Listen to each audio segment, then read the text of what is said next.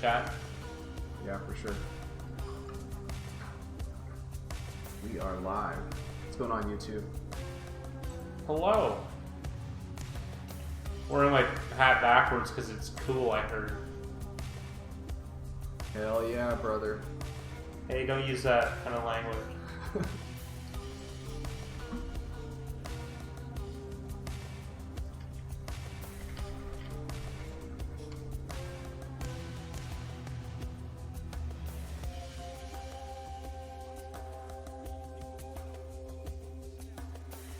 That was a good play.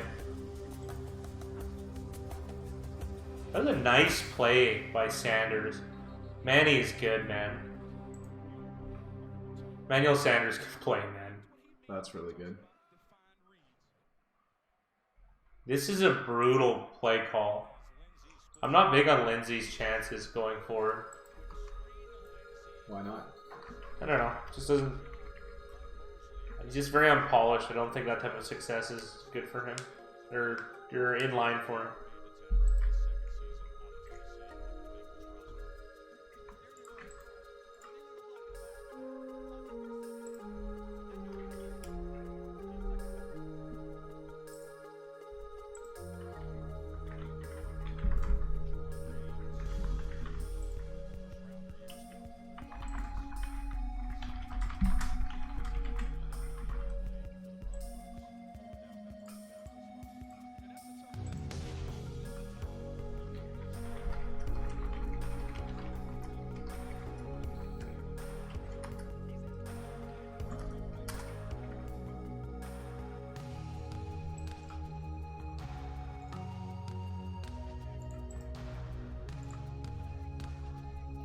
He did like the same play with Freeman.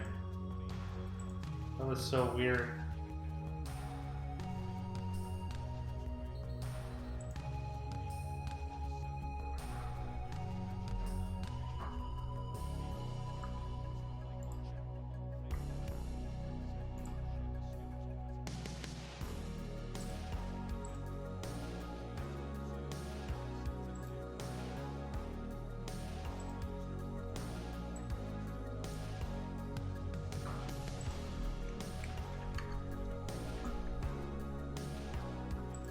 Did a lot of... Oh, lovely. What a play. I hope there's no hold.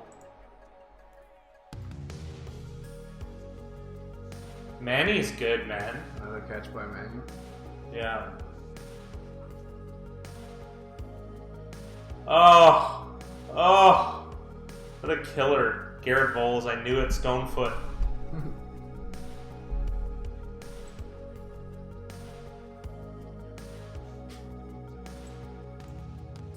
Who's he up against?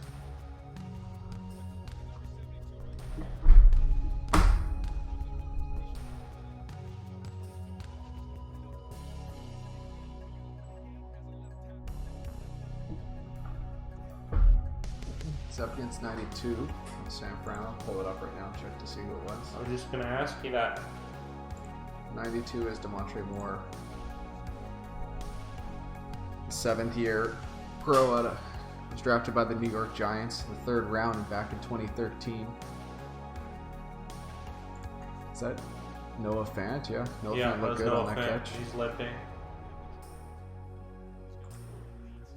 I feel like Irv Smith was like head and shoulders better than Noah Fant in the limited things that we've seen. Yeah, he looked a lot more comfortable in that offense, and they were using him better than they exactly. The Denver's used Noah Fant.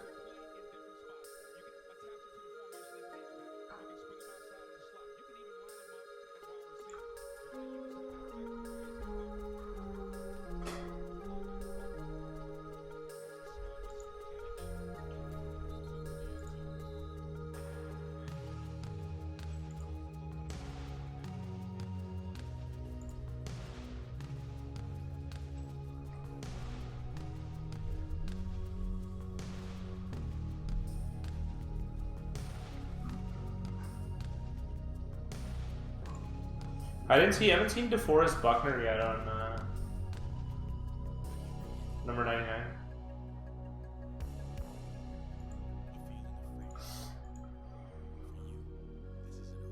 That's going to be a pretty good front seven.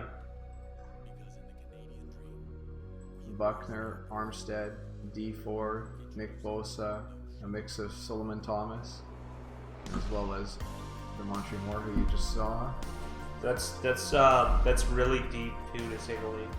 And then the Hot Boys with Fred Warner, Malcolm Smith, and Quan Alexander, as well as Elijah Lee.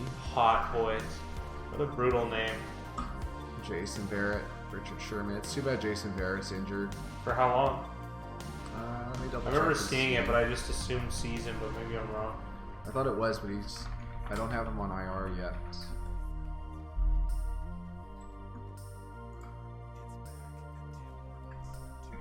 He has a not minor ankle injury, and he'll miss the entire preseason. What does that mean? They're hoping he'll be ready for week 1, so it might not be as bad as we thought. Perhaps.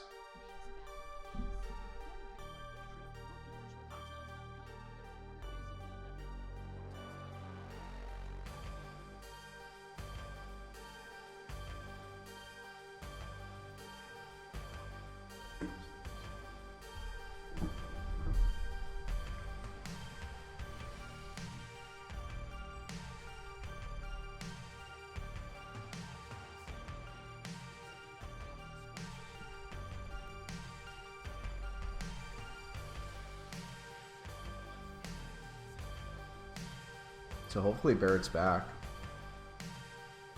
Yeah.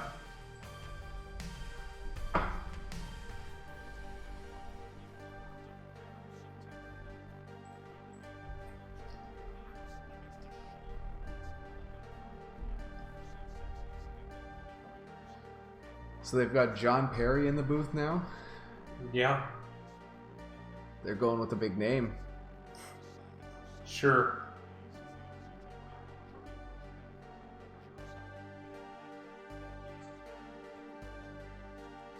I saw that McVay thing that you were telling me about a couple days ago, about him calling out the offense and defense and what they're doing, and how impressed everybody was.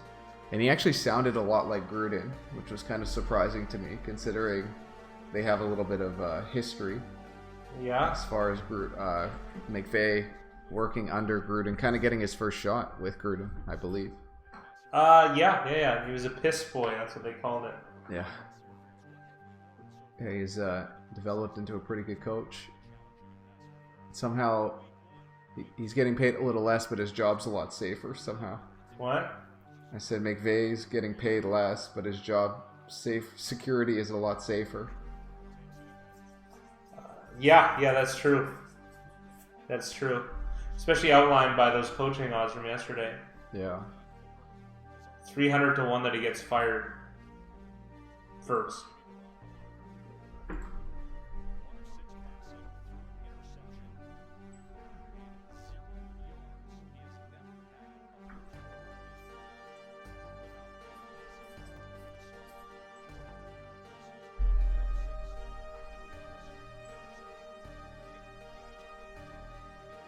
They just gave the lamest stat that's ever happened. That Jimmy Garoppolo has never not thrown for passing yards in the first quarter. I'm sure you could say that about almost every quarterback. Especially a guy that's played, like 12 career games? Yeah. How many? 4 or 3 for the Patriots, and I'm gonna say 8. I'm gonna go with 12. 12 is gonna be my answer.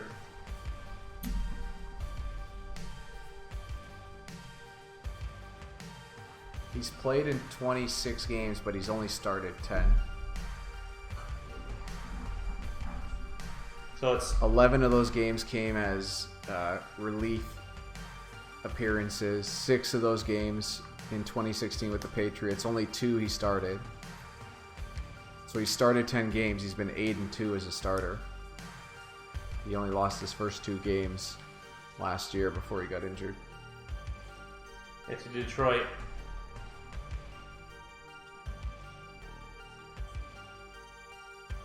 This Phillips One Blade looks really abrasive.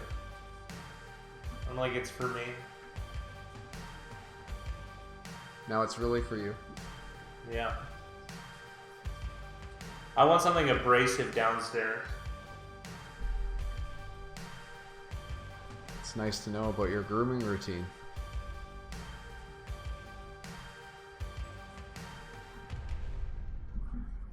So what's going on, guys? Who's watching the game tonight?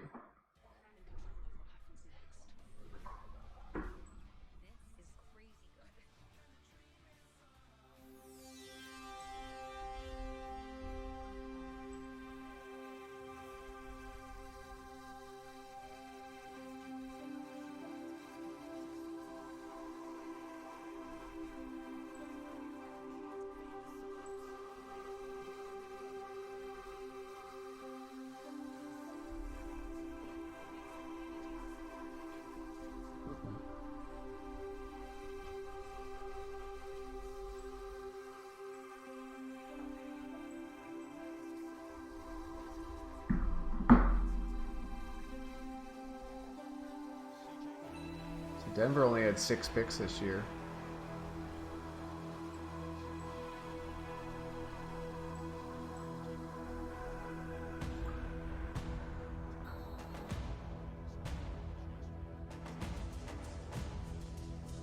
Who is that at running back? Raheem Mostert. Did he break his arm really grossly? I feel like that was him. Yeah, that might have been him last year. Yeah, it was last year. I can't recall. He's a tough guy because he hasn't played that much. He's played a lot in the preseasons. Yeah, it was him who broke his arm in last November.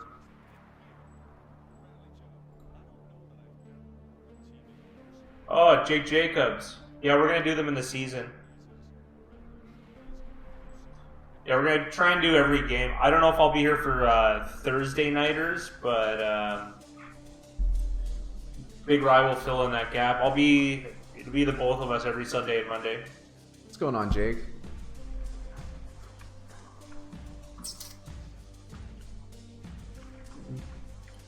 Yeah, it's always going to be fun on Sundays to be watching games and just fat guy doing what we always do. Yeah, picking games. There'll be a contest too, as usual, like last year. We're just going to track it a little bit better. We have a website going. It'll be expanded on before the... Oh, what a play. I look like Chubb. Yeah, the site will be bigryanthefatguy.com. I'm just going to put a link in there right now. There you go. So everyone, you'll get a prize if you win your week, that type of thing.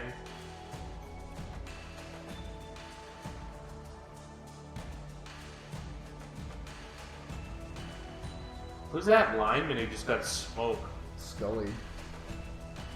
Pull him up and see. Uncle Joe's not playing? Justin Scully. He's a 6th-round pick from this year. Yeah, it's... Oh. It's a good way to make an impression. Who was that? Williams.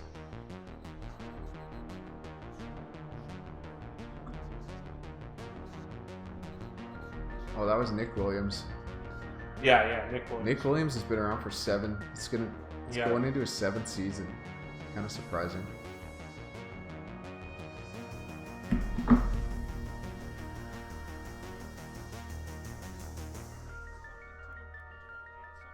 Yeah, we're gonna do against the spread videos. Oh, there's a little delay on this thing. Yeah, we're gonna do weekly picks and against the spread videos, absolutely.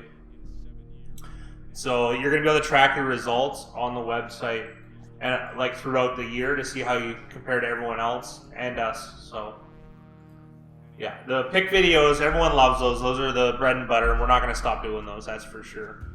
So. You're going to figure out which way we lean, usually probably during the live stream, I would imagine, for the next week. Yeah, that's true. Drew Lock's in the game, so this will be nice to watch. Yeah. It's too bad we didn't get to see a little bit more of Garoppolo, but this is a nice little, I guess, second prize.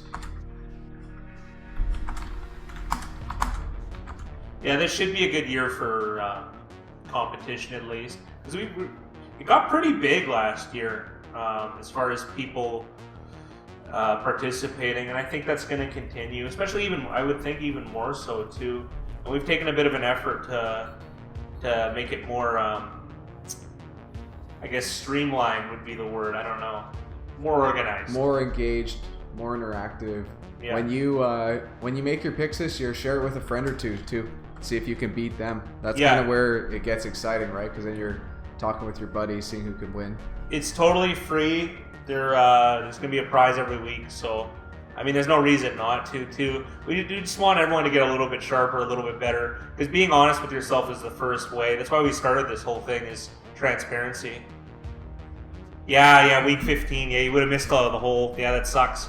But it's good going. I'm glad you're engaging with us going forward. Yeah, thanks for subscribing and keeping with us into next season. It should be fun.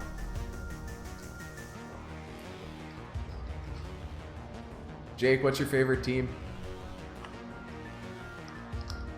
Oh, that was an ugly play. It's Devontae Booker? No, it's 28. It's Royce Freeman at running back right now. Yeah. I don't know how I don't really like Broncos backfield. I know it sounds weird, but I think they're like Lindsey. Like Lindsey's a nice story. I don't know how good he is. Well, Khalfani Muhammad was impressive last game. Yeah, that's crazy, eh? Probably not going to get any run during the regular season, but he was good. Yeah, I hope he makes the team. I think he's deserved that. Oh, yeah, I'm a big Titans fan.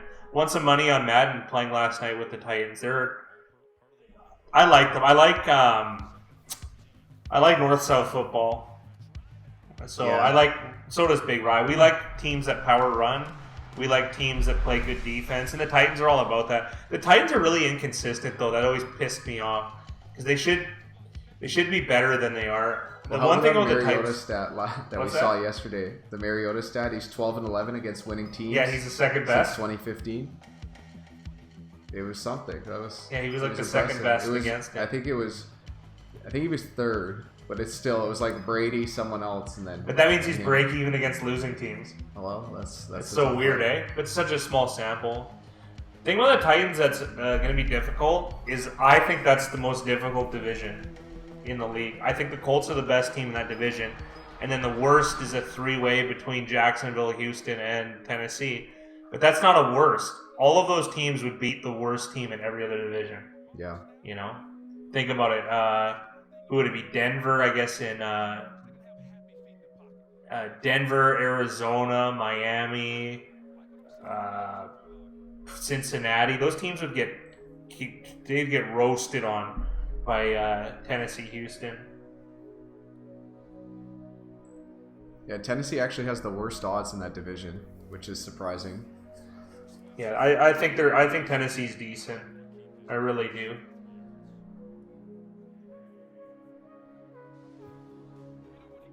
The other thing too, Jake, that I keep hearing is I've had a lot of friends or coworkers visit Nashville lately, and everybody loves it. They say Nashville's a cool town. How much fun they have, how much they love it. So kudos to at least the state.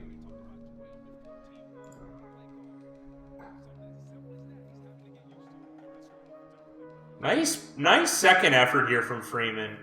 Really good job protecting the ball. Freeman. I like Freeman better than Lindsey, but Lindsey played really well last year. I don't think either of them are that good. I think they're sluggish. Well, I think he's sluggish a little bit, but that was a nice play.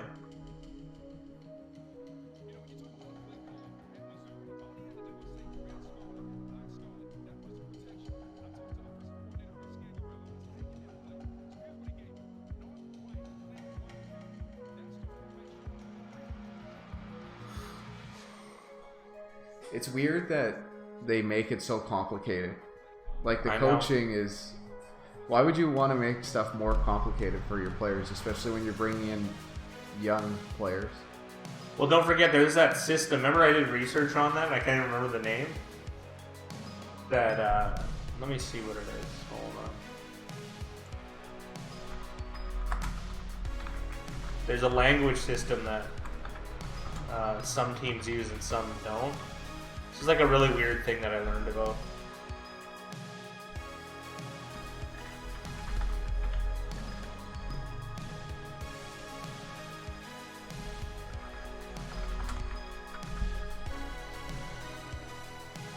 Jake, do you have any fantasy teams going this year? Or any bets that you're going to plan on making?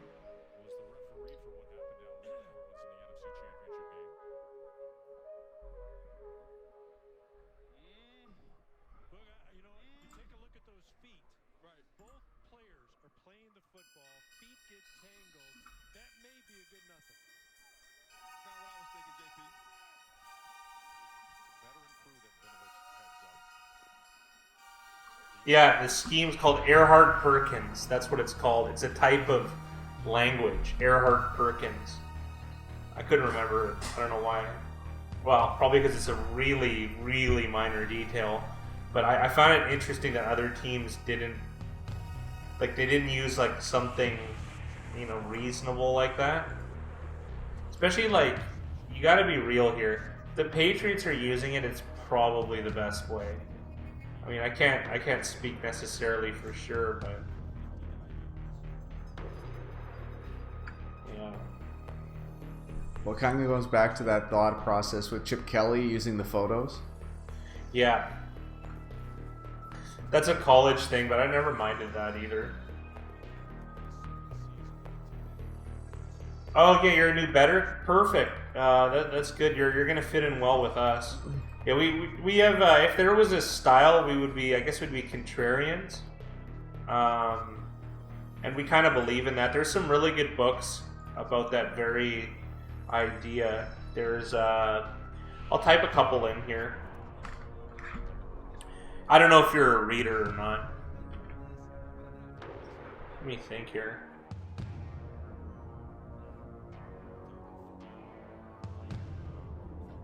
Oh yeah.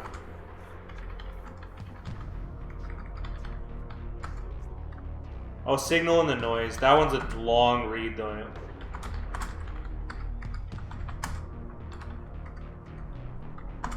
That one's a really long read. But basically, we believe that, like, if the public won, then, I mean, if the public were winners, then the sportsbook wouldn't make money, so... Oh, perfect. I'll just type all... I'm a huge reader, too, Jake. Like, huge. So... all of these are in some way they're not related to gambling, but they are like there's a lot of correlations, and I even bring them up in a lot of the books. I'm just gonna I don't know if you're interested. I like sharing books and information. The one nice thing I'll say about the fat guy is that he loves to read gambling books. He's probably read like 100, and he's not going to tell you 100 to read. He's going to tell you the best 3 or 4. Yeah. When it comes to whatever you're specifically looking for. Yeah, which is super nice for me. They're not necessarily gambling books, but I've probably read 200 books that, between 100 and 200 on something to do with the predicting the future, because it's just an interesting. It's like the most interesting thing that humans can do. I think is predicting the future. Especially the thing I find most fascinating is we're really bad at it. Like, we're brutal at it. Like, most of the thesis of a lot of the books I read is that groups of experts are really bad at it, and individuals are really bad at it. So that goes back kind of the wisdom of crowds thing. So some of these titles I might get a little bit off. I mean, you know, the syntax of them, but I think you can forgive me and you'll be able to find them. So usually I'm a good filter for Big Rye. Big Rye is more of a dedicated worker. He has less of a wandering mind than I do. Let's put it that way. Yeah. That is a good way of putting it. Yeah. Although a lot of the ideas I have are really bad or they're genius. They're very polarized between the two. So, but that's the whole thing about ideas, right? You got to gamble with them a little bit. Yeah. Anyways, everything I just listed, if you could pound those out in the next few months, that's... Signal and the Noise is like a really long book. Like, really long. I mean, I don't actually physically have the copy. I had the Kindle copy, but that one took me forever to read. I gotta be real. Hey, no problem.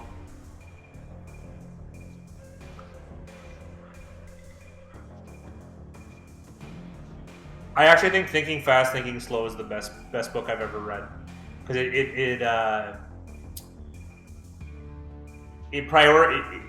streamlines how humans make decisions. So that has applications just beyond anything.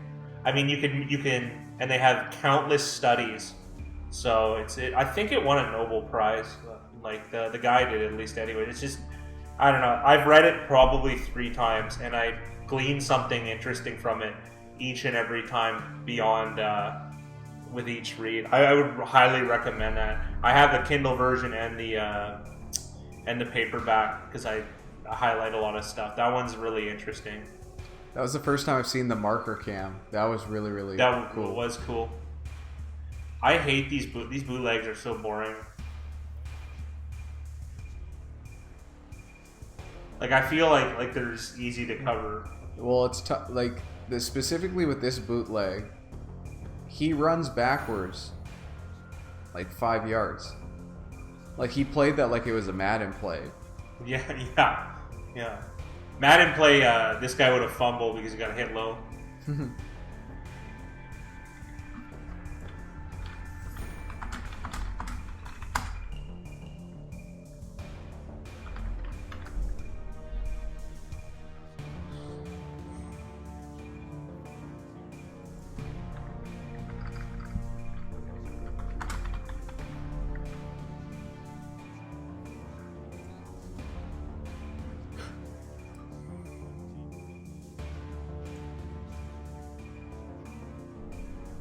Yeah, Signal and Noise is 556 pages. Yeah, that no wonder I thought that way. That one took me the longest to get through. Not even close.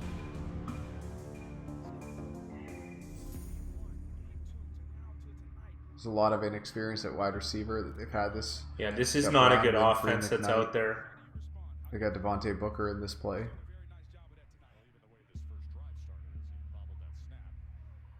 What's the salary of Booker and Kalfani Muhammad?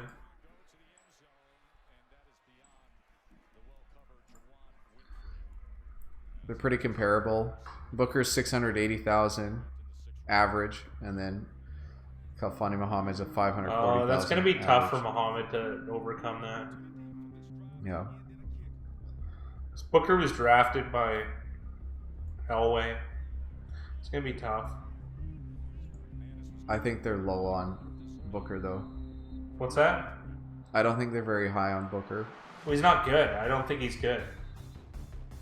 From what I've seen, I don't know how you could go against Kalfani Muhammad, but GMs in those fringe spots, like, I don't know. I feel like they don't go with the UDFA guy. Like, it just, I don't know. Got a 33-yard attempt from Brandon McManus. And he puts the Broncos up 6-0, barring no flags. So, successful drive for Drew Lock, considering not much talent around him. But it was a lackluster drive. Yeah, that's being modest.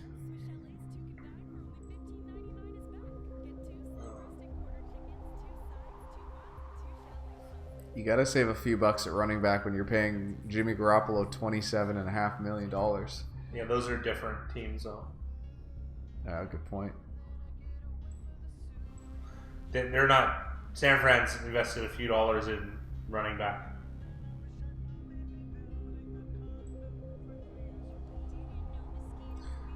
Juszczyk, Tevin Coleman, Jerick McKinnon, and Raheem Mostert. It's a lot of money tied up in those 4 guys. I know, Mostert, like, that's pretty much crazy. $20 million. I'm sorry, Mostert shouldn't be getting paid that much money. Matt Breida is a good value. I gotta be real here. Yeah, unfortunately we can't show the game because of copyright stuff. If we show the game, they'll just take us right down. I know, it's lame. We'd love to. Don't worry. We would love to. We got to get more creative though. Like, what would you want to see when watching the game when we're talking about it?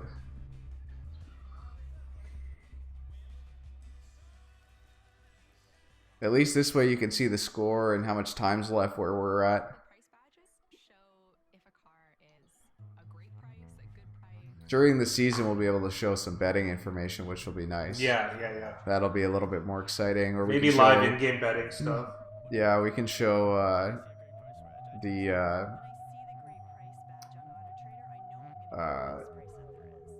leaderboards too. Like Leaderboard. Yeah. If yourself and Big Rye, myself, and the fat guy, and a bunch of other people What, all you make call me picks. fat? All right, the big guy. Big fat guy, the worst fat guy. Big Ryan, the big guy. Yeah. Well, if you're fat, that makes me big. You're like 5'6". Yeah.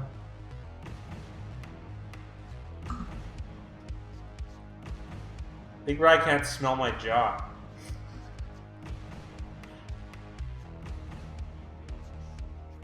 Nice. You think Payton's gonna suit up this year? Yeah, I don't think so.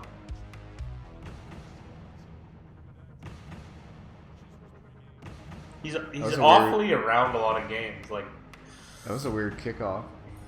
Yeah, he should have let that bounce, Richie James. I would have.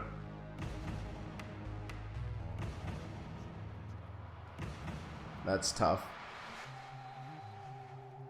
I don't know if you can let something bounce like at the 5. I don't know. It's probably going out. Could you he could catch it with a leg out of bounds. That's a hard athletic play, though. Yeah, live betting would be cool. It sucks. If you could show the game, I'd turn it off and just watch your channel. Yeah, I know. Yeah, I think that's how a lot of people would agree with you and feel that way. It's tough to listen to the commentary sometimes. Yeah, a lot of people have gripes on that. I wouldn't say we're necessarily more insightful, but we're different. Wow, this is a nice play by 31. That's Raheem Mostert. Mostert. Mostert's always been explosive on the ground. And we share a gambling lens too, which is kind of nice and different. Yeah. Although I would say we probably share less gambling information than Al Michaels. You knew where I was going with that right away. From a mile away. Yeah. But it's true. You can't talk, well, they don't talk about gambling. And aside from Al Michaels, Yeah, we're not talking about daily fantasy sports. We're not talking about no hoax like that. I'll be back in a minute. Oh, Big Rye's gotta drain the hose, I guess. Sure.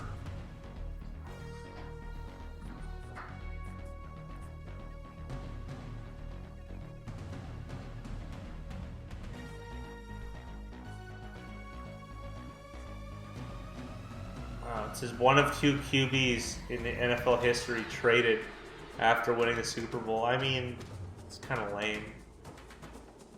Yeah, I guess. And the other one's Joe Montana. Well, big deal. They add these stats that really don't need to be put in there.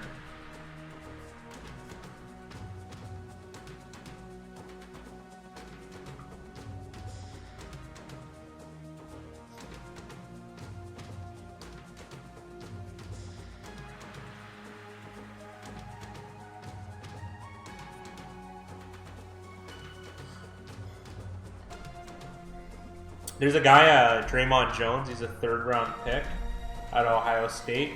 In our first, when we were doing the Hall of Fame game, he was a guy I circled, and he got, I think, 5 really big pressures or plays out of like 6 snaps. So I'm really hoping for him to come in. I think he's number 93, so I think he'll be second half player, but should be important. Nice. They have some big receivers in San Francisco right now, young guys. Jalen Hurd, who's a running back receiver, who's 6'4", and Deebo Samuel, who I think is almost as tall. It's kind of nice to have that type of like tall athleticism. It's kind of good.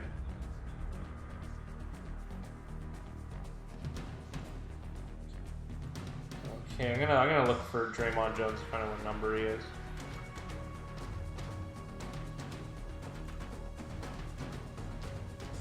Okay. Draymond Jones, number 93. There you go. He'll be a defensive tackle for the Broncos. We'll see. We'll see. We'll see when he jumps in here. I'll keep my eye out for him. See, he's terrible against the run, but he has really, really smooth moves. You'd want to use him for third and second and long. Like in this situation, I would want him on the field. It's an obvious passing down. Here, third and what? Third and 13. They would be a big deal for me.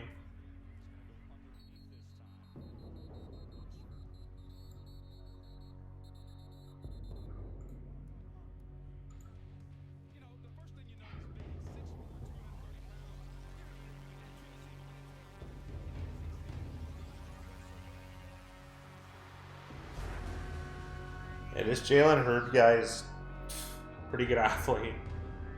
So, and Deebo Samuel, I'm impressed with this young crop.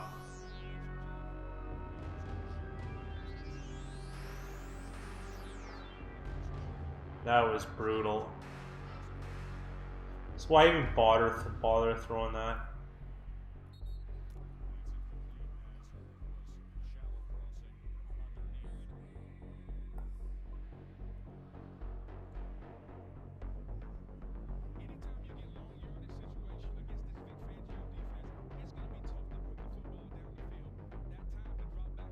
Just realized I wrote single in the noise.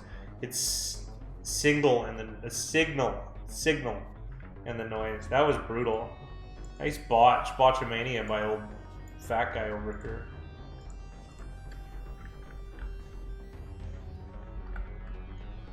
Shows you where my head is. Jeez.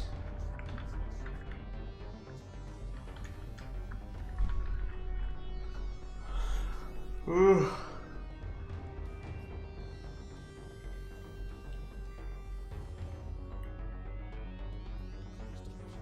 Well, much like Canadian broadcast, we're getting Canadian commercials. We are Canadian, so I mean, it's not that weird, but.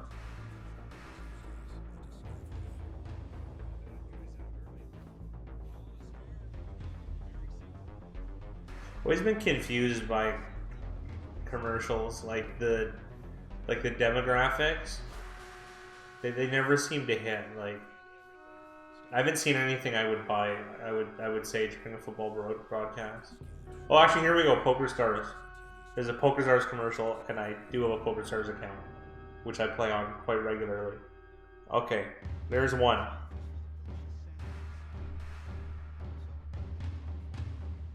I don't recommend it though, by the way. Terrible rake on that website right now.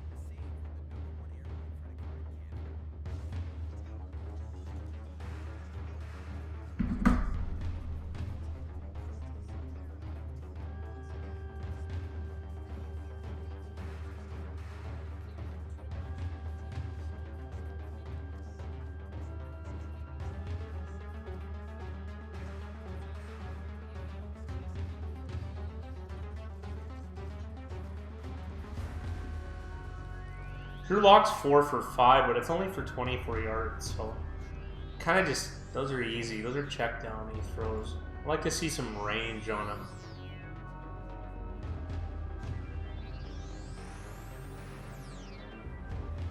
Oh, they're talking about opening your hands and closing them and knowing how to do that when you're getting a snap. I like these guys really are having trouble at that level. Like, does someone need to get him a circle, square, and triangle block set? Like, come on now. These are supposed to be professional athletes. Should be able to figure this out.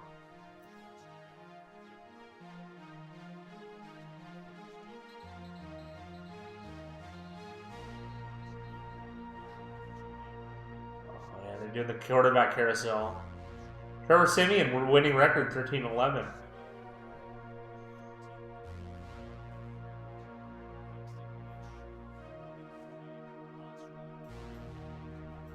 I gotta give him credit though. These animations that they put on are pretty good.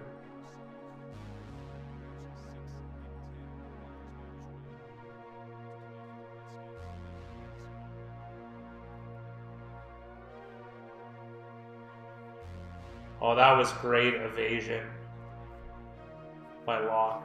That he was gonna get sacked for sure.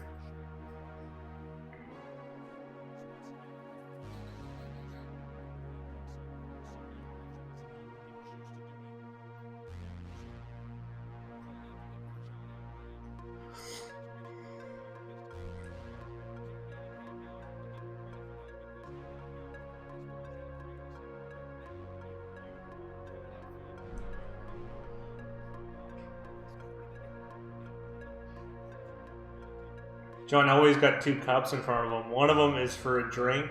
I'm gonna go with the other one for chewing tobacco. Me and Big Rye had a little spat over how many people chew, and I think it's a lot. He thinks it's less. In professional sports, that is.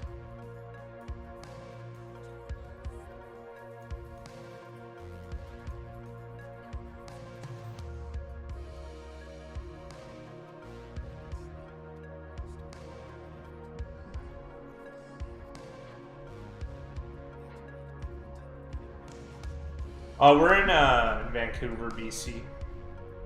Yeah, so I call it Canada Light because it's not really like we don't get bad weather. Like I think I'm gonna go 8 days a year. There's snow out. We're like there'll be snow. 8 days a year it'll snow.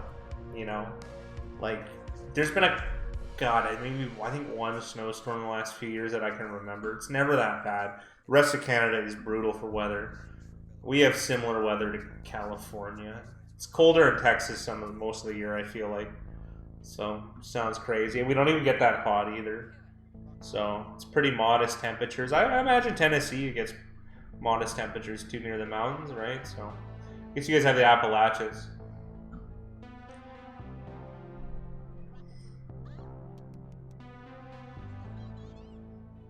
Yeah, we got together... I started going to the racetrack when I was 7 years old with my dad, and that kind of just... My dad was a professional gambler, and so was my grandfather, and it just kind of like stemmed from there. So my dad started working a real job around only a few years before I was born. So he's an interesting cat. He studied more than any person I'd ever seen ever. Ooh, nice. You got some cheese bread there, Big Rye? Yeah. Some more molkatita or whatever it was. What's that? What was the Korean word? Bangmang or something? Bakmang? Something like that. Have a slice, Big Rye? It's a little hot. Are these burger buns? Yeah. Look at you.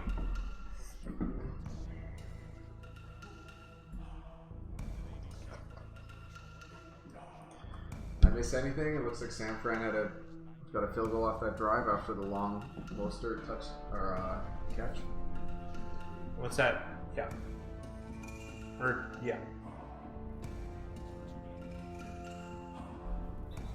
For Denver's got a field goal. Denver's up 6-0 when I left. It looks like San Fran scored that last drive. Yeah.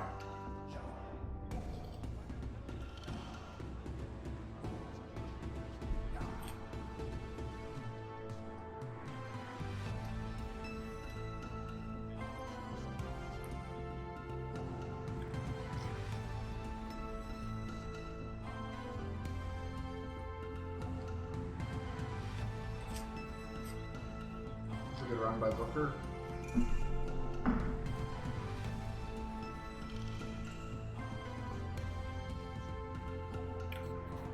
He took a lick at the end of that run by number 96.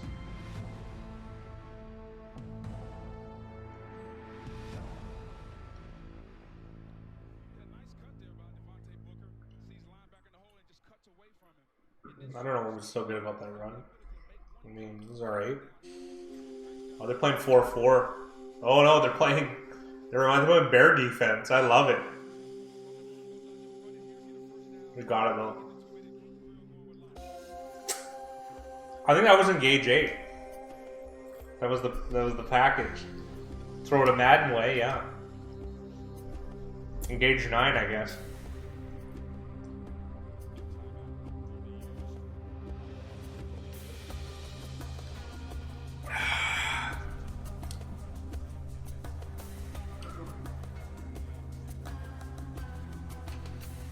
That's the stuff you can do when you only go too wide. And who's that quarterback right now for Denver? Is it Locke still? Adam Schefter is maybe my least favorite person in football. What do you think? Bottom tier. He's a total scumbag.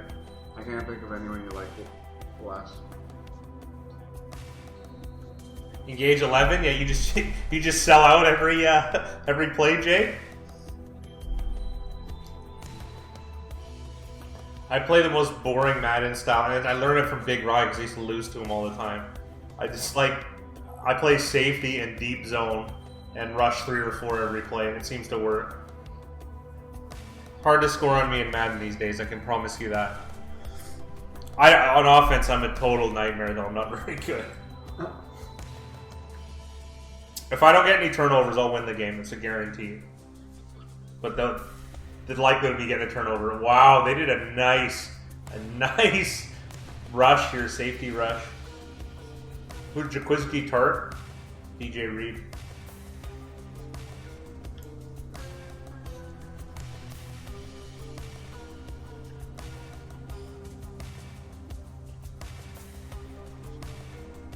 Nice pass.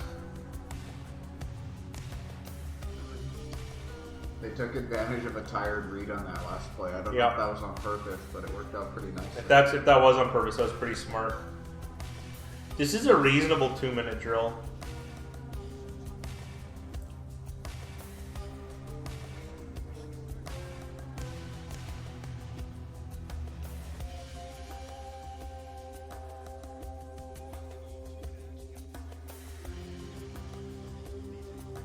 It's a good hit from Reed. McFarland says you don't want your young franchise quarterback getting hit there. I mean, what? It's preseason. He needs this. So when it happens in a game, what's he going to do then? You got to know that that's the real pressure of playing in the NFL. Is that? And I'd much rather get hit by a safety than a lineman. Yeah. That's the best point I've ever get. I'd rather DJ Reed hit me than DeForest Buckner. Oh yeah. In fact, I don't even think DJ Reed could knock me down. DeForest Buckner could put me through the grass.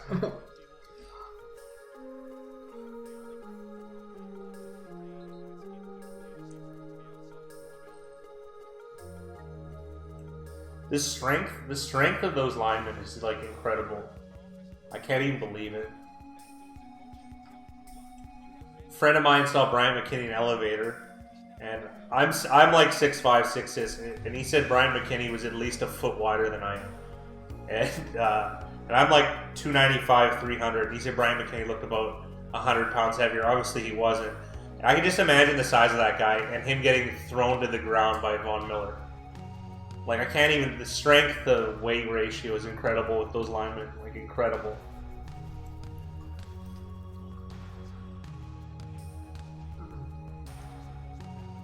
Brian McKinney could fit 2 women on his shoulders. Yeah, he could. Can you imagine being in a plane with that guy? I could only imagine being on a boat with him. Yeah, of course. More tired Fred Smoot love boat jokes.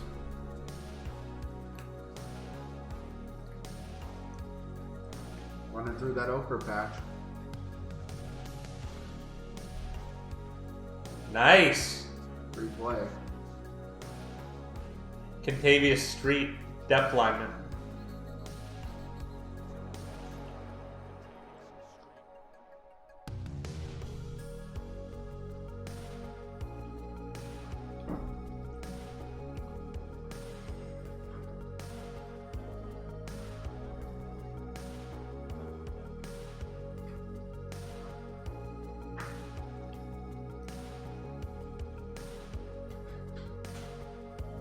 You gotta go deep here. Yeah, he is right. McFarland thinks he needs chunkier as the Broncos, and I would agree. Yeah, that's just not going to... Oh, pass interference here on 48. 49ers.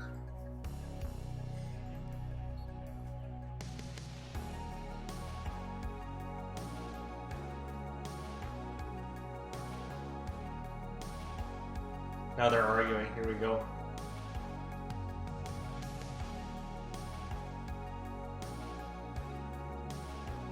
$50. Did they get a number wrong? Leroy Reynolds. I didn't see that part. Leroy, that's a cool name.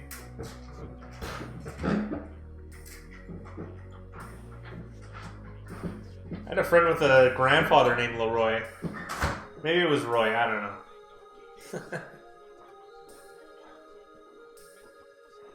They're easy to get mixed up. Leroy, yeah.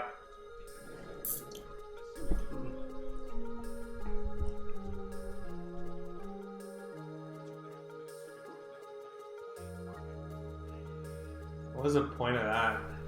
I guess they have a timeout, yeah.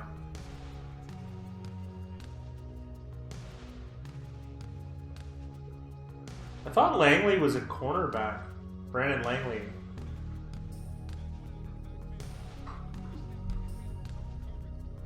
Number 12. Brendan Langley. He's playing wide receiver, man.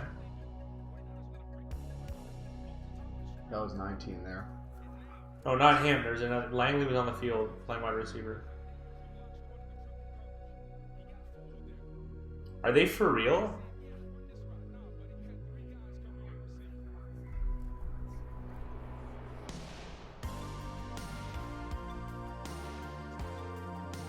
I think it was Brendan Langley who's been switching back and forth between receiver and corner. Yeah, that's bizarre. Dory Jackson's played on offense before. There's other guys that have done it. Trying to find spots. Yeah, Dory Jackson's more because he's probably the best athlete on that team with Tennessee. But they do have Brendan Langley listed as a receiver. Deion Sanders played wide receiver a little bit. Who else? Antonio Cromartie. Antonio Cromartie was a good wide receiver, I found, in limited snaps. I don't remember him playing receiver. Antonio? Yeah. It's for the Jets. Brandon McManus, man. He makes for 52. That thing wobbled out, but... Like, it was inefficient, it still made it. He's got a big leg. It helps that they're in Denver. Who was McManus on before? I feel like they traded Indy for him. I can't remember where he started. He was like a practice or a fringe roster player. Ooh, yeah. Susie Colbert. Is that Joe Namath underneath the desk? Huh.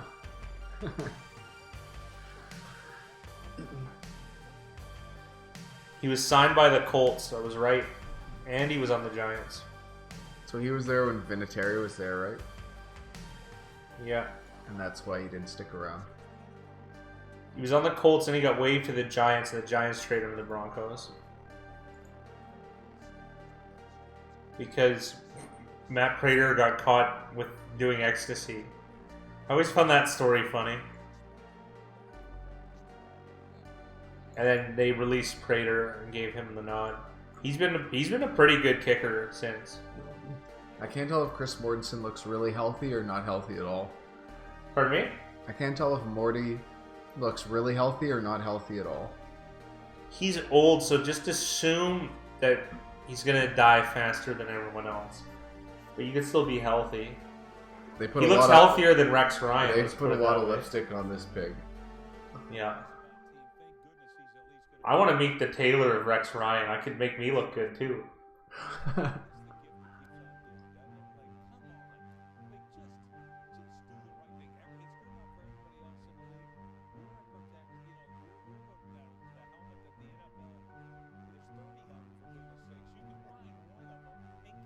I like how they'll have Secret Service earpieces. That's what I need. Someone telling me what to say. Yeah, I know. That would work for me. Then, or maybe I'll do like, I'll be Aaron Rodgers during the broadcast, and you can be, what's his name, Fat Boy. Can't even remember now. Eddie Lacy, and I'll signal you what to say while I'm talking. I'll do it down here so you can read it, and they don't know. Good idea.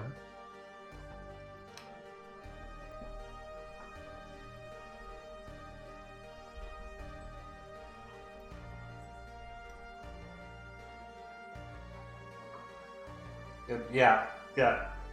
Antonio Brown is going to respond to Trent Dilfer telling him that he looks better in his new helmet and that he looked faster in pregame. That'll work.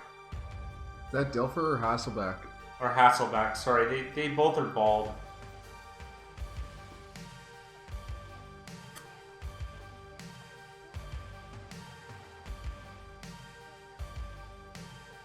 I like how Peyton Manning is looking the greatest quarterback in the face. Oh, I thought that was Jason Tatum for a second. Oh, did you?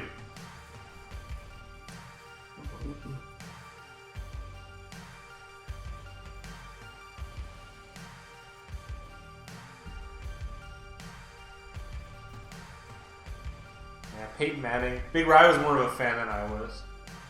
I give him credit. He's cerebrally, I don't know who's better than that, but I just felt like he was a very incomplete player because of his poor athleticism. But he was, I don't know who's better pre-snap, I really don't. Make a case for Brady and Rodgers, and Breeze. Those guys are on their own planet, though. You can't teach the stuff they know. Like, if you don't know a ton going in, you can't catch up to those guys. They're so far ahead of everybody else in that category. It helps when you have 10, 15, 20 years of playing experience. Yeah, but they were good to start, though. And they've just built on that foundation. Because what we're talking about, Rodgers is clearly the best athlete out of those crew. But, like, and I've heard reports that said Breeze is, like, the fittest guy ever. I gotta give him credit for that. And I'm not saying that Manning and Brady were meticulous with their bodies, keeping them in check. But they're not good athletes. They really aren't. I'd be willing to have a race against Tom Brady right now, and I'd like my chances. I think I'd be a minus 140 favorite. And this is like I'm in the most embarrassing shape of my life, I think. That's great. You could play for the Ravens. Yeah, I could. Just not need to throw the ball at all. Oh, I couldn't imagine if I had to throw a football what it would look like. I mean, recently, last week I threw one, and it was embarrassing. Your hands are way too small to ever chuck one. That's true.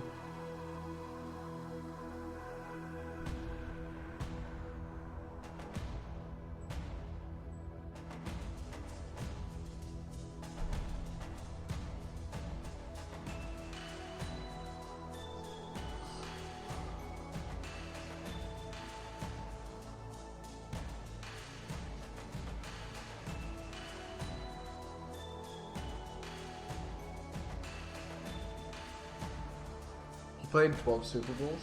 No.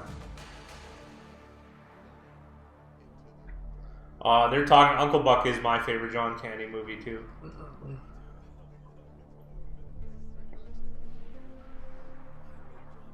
Oh, and they're talking about Joe Montana to play in the CFL. That would have been rad.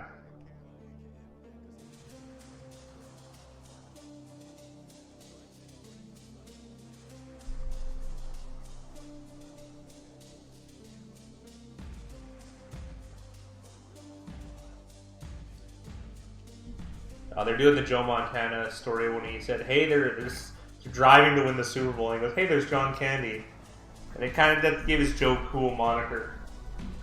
I could see that. John Candy's awesome. Was.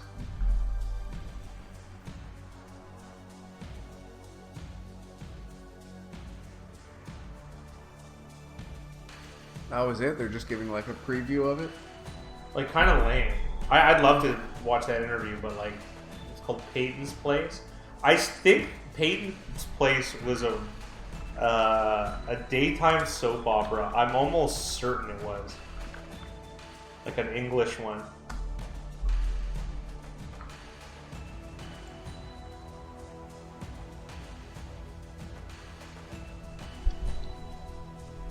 an American primetime soap opera.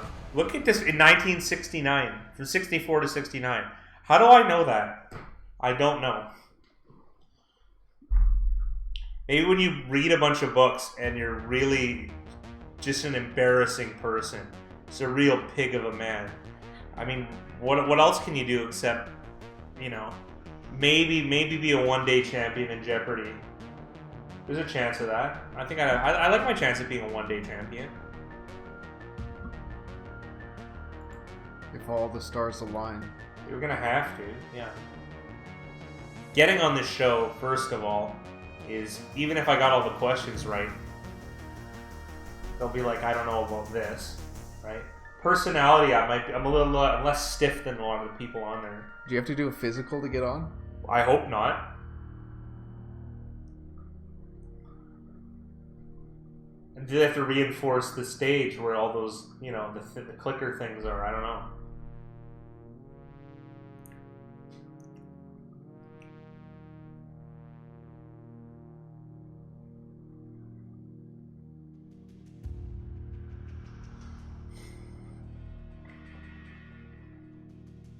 Manny's awesome, man. I'm sorry, I really like Emmanuel Sanders. Where's he going in fantasy? Good question. Fantasy Pros that.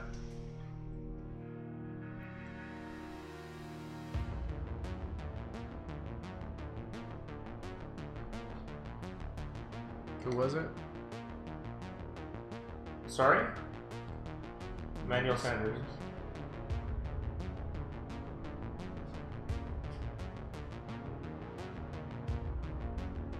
It says he's going 123rd. Find that hard to believe. Like 11th round, 10th round. I feel like there's a lot of value on that. His ADP is 109. I would definitely be targeting Emmanuel Sanders over pretty much any of these receivers that are around him, which include Michael Gallup, Kiki Kute. Kiki QT is pretty good, man. John Brown, Dante Moncrief, Devin Funchess, Tyrell Williams, Golden Tate, and Kenny Stills. That's Golden Tate with a suspension. Yeah. I like Sanders better than all those guys. Yeah, so do I.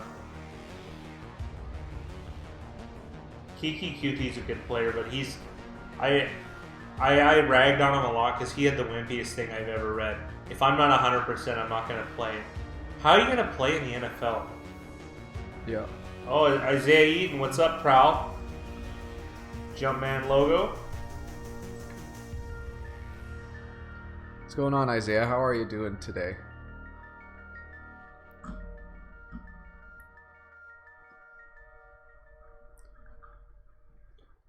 Yeah, I find it... Yeah, Manny Sanders is a baller. He's a good player. He's one of those guys you want on your team because you don't have to pay him too much, and he's a bedrock receiver. What does he get paid, Big Ry? I want to check on the sheet. Emmanuel Sanders? Yeah. If 7 I had million? to guess 10 million. 10 million? 11. 11's a lot. He's good. And that's like probably grandfathered in. I don't think that's a new contract. Yeah.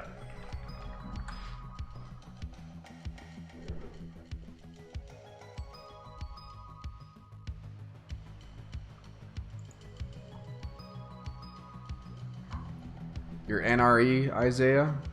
I don't know what that means. I'm too old for that.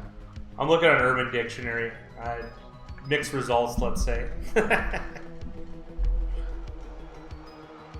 New relationship If it's energy? new relationship energy, I'm hoping that's what you are right now.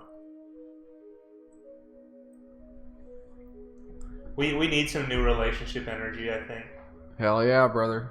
I told you, no more cuss words. I said the big MF word yesterday, and I got caned on the finger after the podcast. To be fair, it was in Portuguese or Brazilian or Spanish.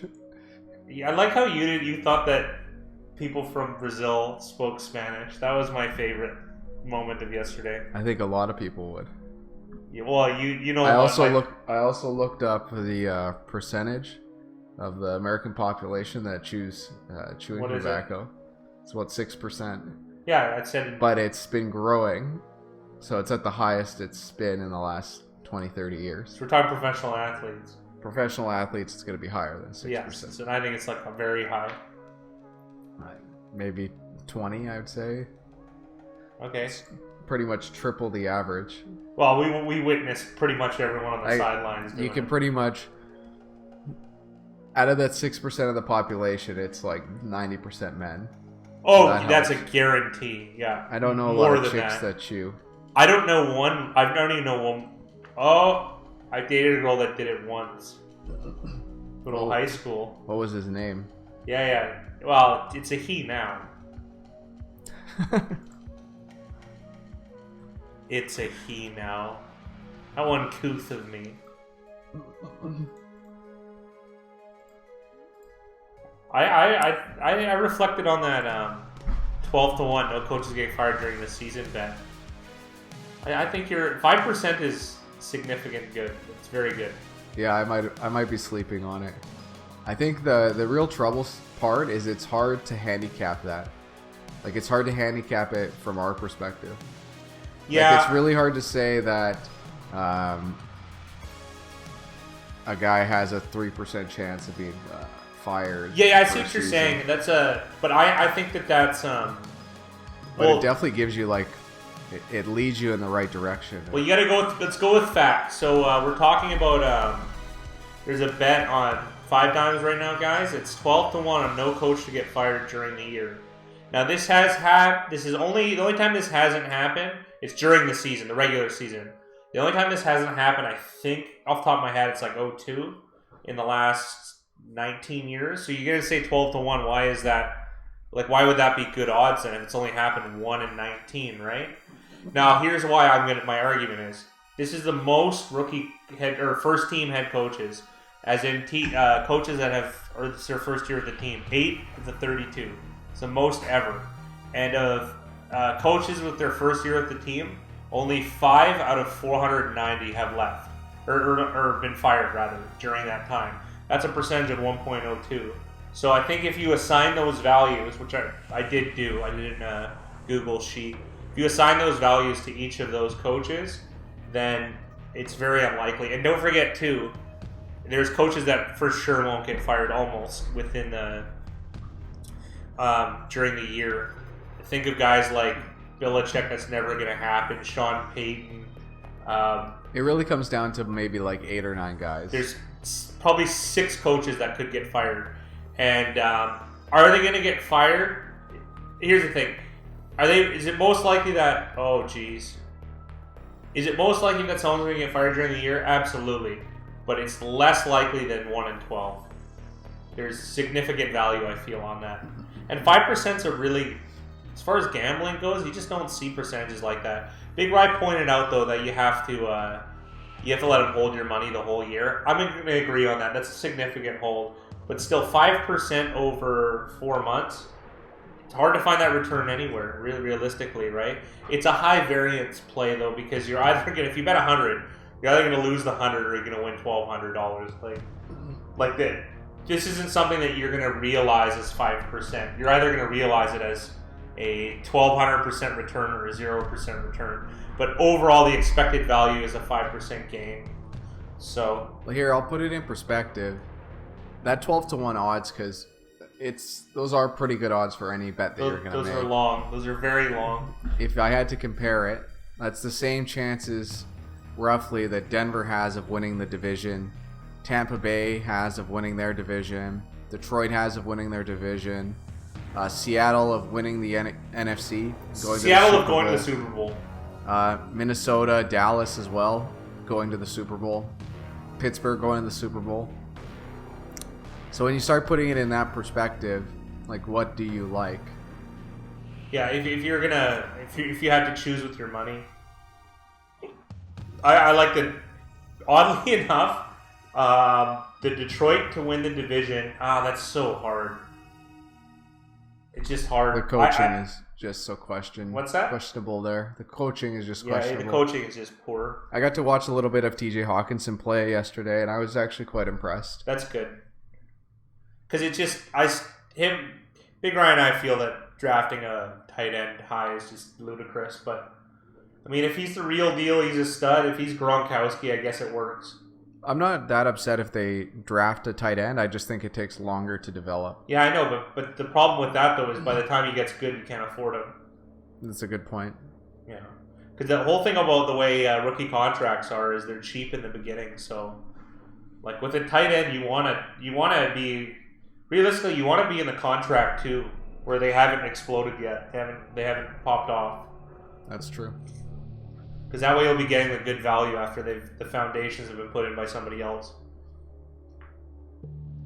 Either that, or you can kind of stunt their growth by keeping them along, giving them a modest second-year contract, and then using them more. And the other thing, too, is that there's been a lot of free agent tight ends that have kind of moved around that you can get. A guy like Jared Cook. That's what we talked about. He was a fantasy guy I liked last year. He was I never ended up taking him because we went with other choices, but he's Jared Cook's a boss.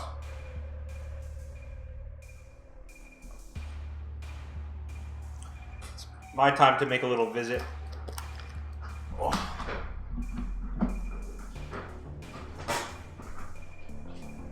Uncle Frank.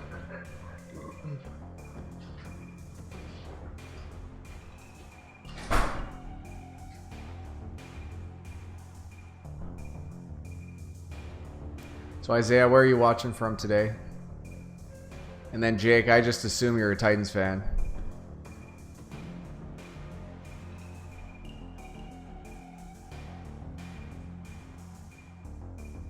I'm hoping that Garoppolo could stay healthy this year so we can see what Shanahan can get out of this team.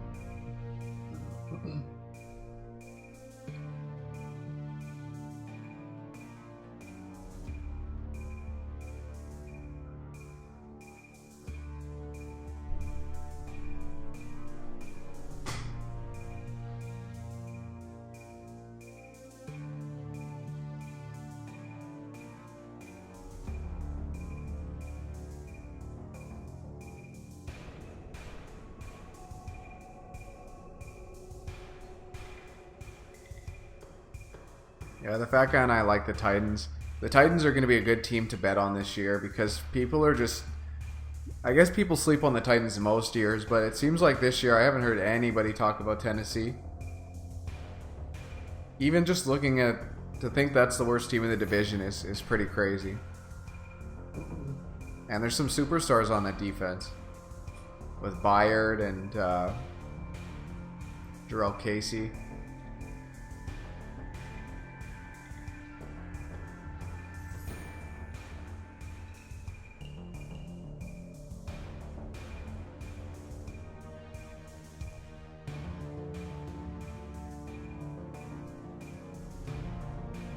I feel like every preseason you get an extended look at Raheem Mostert, and it just never sticks around. He's getting paid so much money, like almost $3 million for a guy who just hasn't stuck on a roster essentially.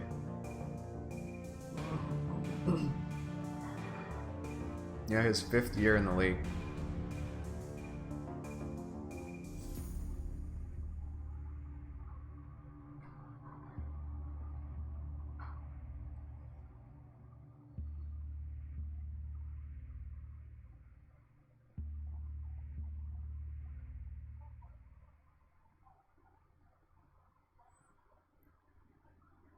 Left tackle Schooley jumps early there, pushing San Fran backwards.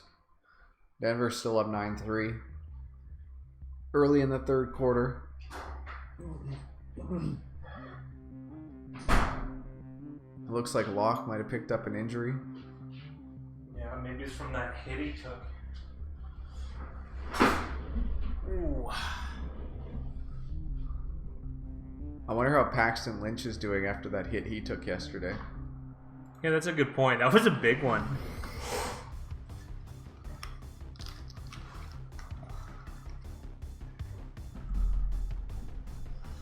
Shanahan's the coolest looking coach. I'll give him that. Anthony Lynn is for sure the toughest. 32-man battle royale, fight to the death. Anthony Lynn is winning that. Well, it depends. Is Ron Rivera drinking? Yeah, that's a good point. Yeah, Ron Rivera's in there. Ron Rivera's like in Gladiator when they have to get an older guy to come back in to try and get rid of Maximus. He's exactly like that. That's exactly what he's like. That's one of those plays we talked about a couple days ago that we like, when the quarterback gets to read the same side of the field. Yes. Like instead of having to make progressions from left to right or right to left, you could just make them. And there's 3 guys in that field of vision. The other thing, too, is when you do that, this is the thing, it's crowded and you have to make harder throws. The other thing, though, is if the other team's in zone, there's less defenders over there, you know?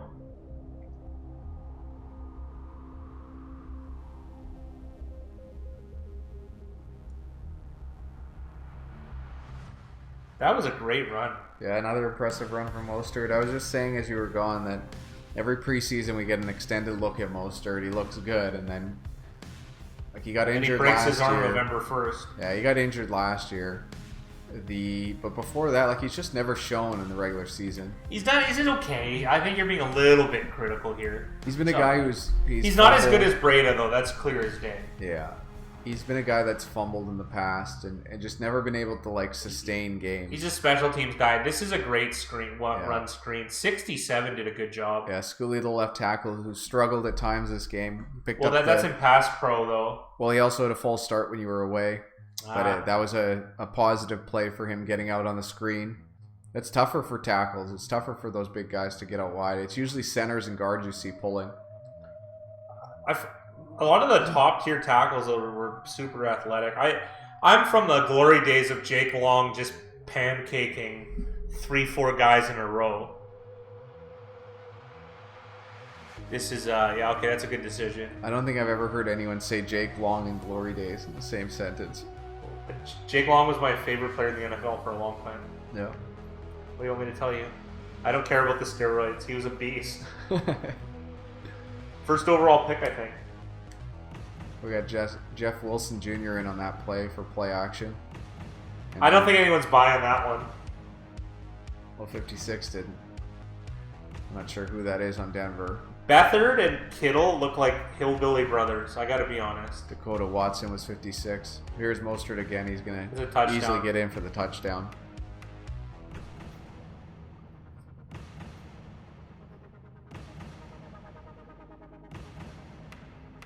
Raheem the Dream. Is that what they called him? I don't know. I'm going with it. I'm trying to coin something. I don't have much quotability, let's say. 54 just looked bad. Yeah, the safety fell. Tight end made a nice block coming inside. And then Boone, the number 84, the receiver, held his block on the outside, which is always nice to see.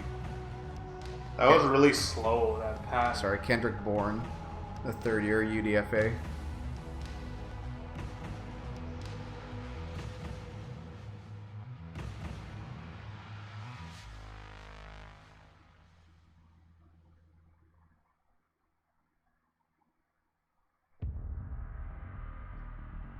Looks like me coming home from work. Yeah, except you would never buy Little Caesars pizza and bring it home. You're right, I would have ate it in the car. That's me. He's Big Rye's referencing the time that I ate an entire large pizza during an 8-minute car ride while I was driving. That did happen. That's one of the underrated parts of that story, is that you were driving. Yeah, and Big Rye was my pizza feeder. He just kept handing, and I ate the whole large. We got like 4 pizzas though. Yeah, it takes a lot of pace. Yeah, I'm not Joey Chestnut or anything, or Nagasaki. I don't know what that guy's name is. Okay, I gotta find out. I just called a Japanese competitive eater Nagasaki.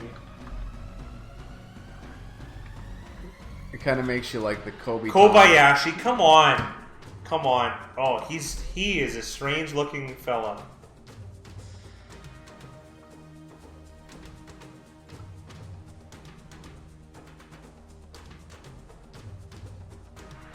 I gotta be honest, Kobayashi is impressive. He's an impressive eater. He's no Joey Chestnut.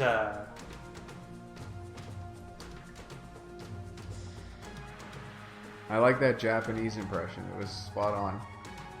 It's a callback joke to an Adam Carolla podcast where they had Joe Coy doing Joey Chestnut, doing Kobayashi trash talking Joey Chestnut.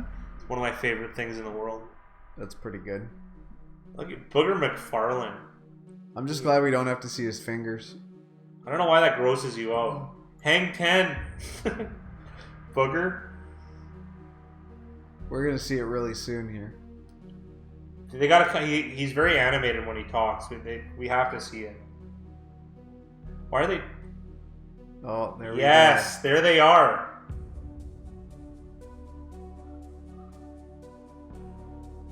Oh, I look by mistake. It's just squeamish.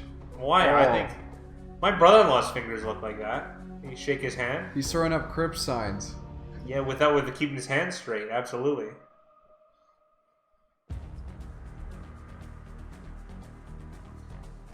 Hey, do you think QWERTY style keyboards work for Booger? Or does he just really press the K way more than the H?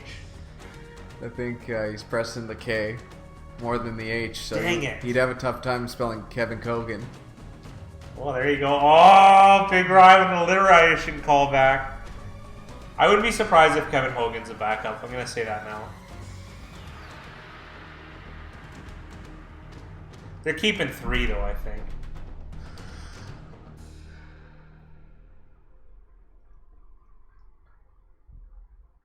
They also have Brett Rippon. Well, that guy's not making it. Let's put it that way, Brett Rippon.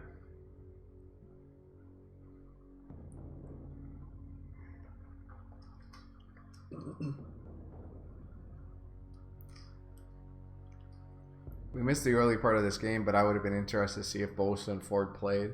They weren't playing. They didn't play today? That's what they're saying on the broadcast.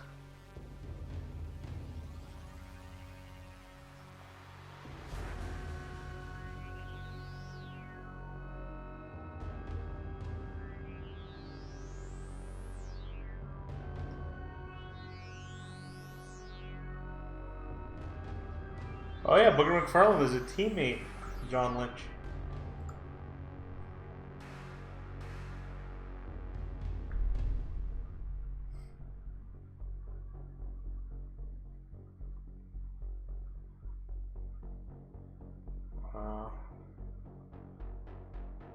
First rookie wide receiver turned to Benson. Reception out of bounds. I don't know what the flag's about. Holding on defense. If you're gonna get beat, why don't you just hold the guy? Like, I saw who did that last year. First game of the season, it was Jalen Ramsey did it to Odell Beckham. We blew right by him, and I thought that was like, rather than pass interference, they got a 5-yard penalty, and it was a clear as day touchdown. There was nobody behind it. I didn't see much there. There was a hold. There was a big time hold right before that. David Williams, 7th round pick from last year, I believe.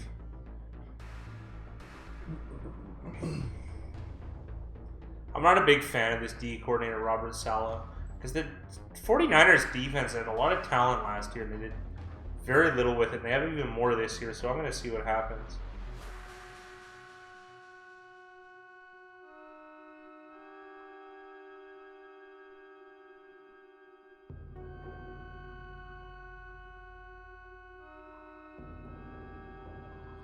We'll see. I mean, they're just talented. I don't know if he can use them properly. Like, I just expected him to be able to glean more out of Solomon Thomas, who's I was really high on in the draft 2 years ago. really high on, and I've yet to see that come to fruition. I think he's still developing as a player. I think he can still be very good. It'll be interesting to see how much playing time he gets with the additions they've made. If he's situational, he could be really good. We always looked at him more as a successful defensive tackle, kind of like in that Aaron Donald role. Yeah, he's light. And he's been playing outside mostly, so I think it's an adjustment for him.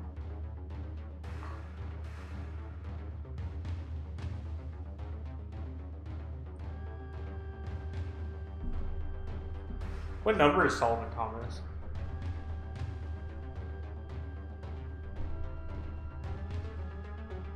'94. I don't think he'll be out there for the rest of the game. I didn't see him earlier either.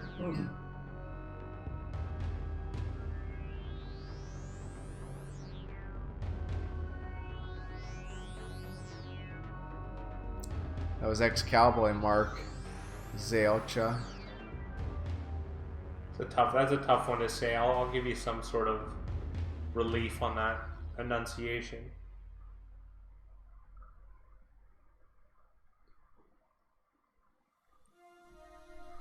Oh, Mouthpiece Sherman about to come on. He's joining the booth. Yeah, I don't know if I can handle him for too long.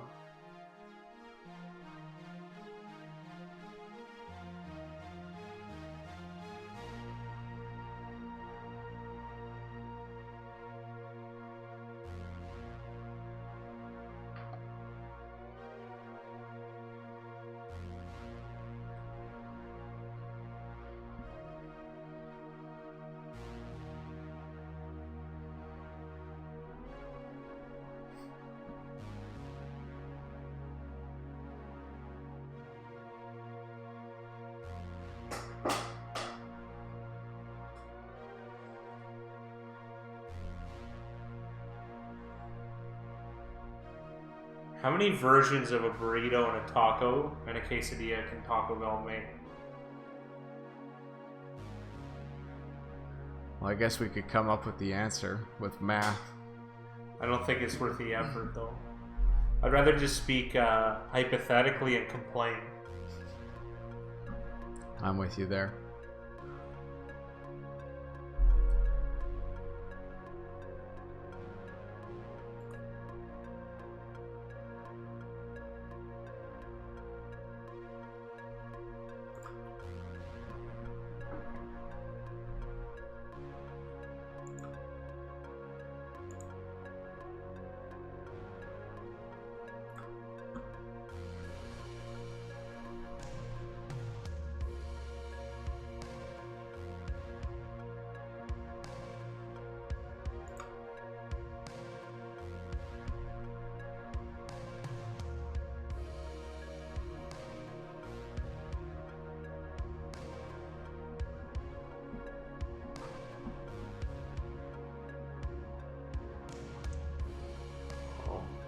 Okay, Unilever had a commercial where it says every Hellman's mayonnaise that you buy reduces waste.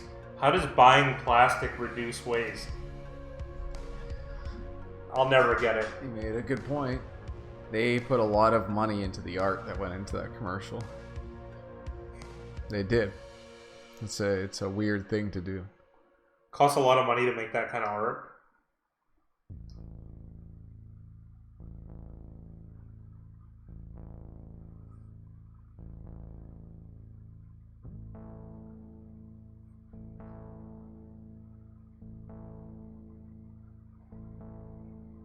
They asked him why he didn't get an interception last year, which, by the way, hurt me because I had an interception pool. Yes, I gamble on interceptions that players get. I selected him as my 10th round pick, and he got nothing. And he said it's because they didn't play sound defense. That's a really easy answer. And he said the ball didn't bounce their way. Well, maybe you weren't. Why don't you just say, hey, I wasn't very good? And he shouldn't be bouncing around with how fragile that guy is.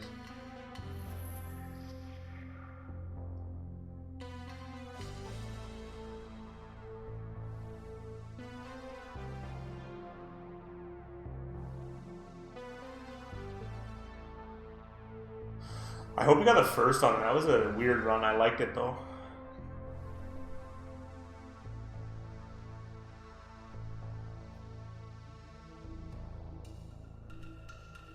Oh, there's another guy chewing.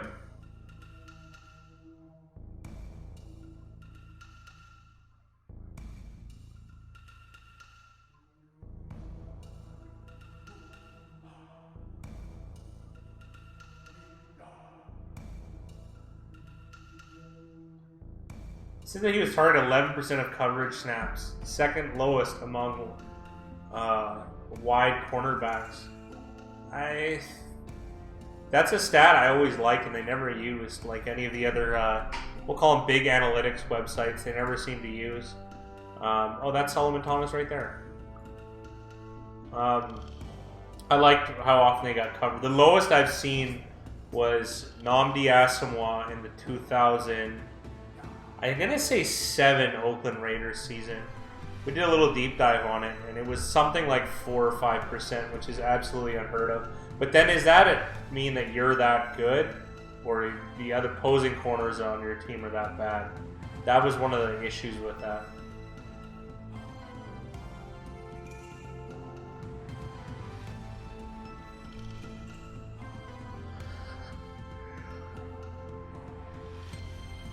Well, it goes back to that argument about shutdown corners and like how much of a shutdown corner are you if you're only staying on one half of the field?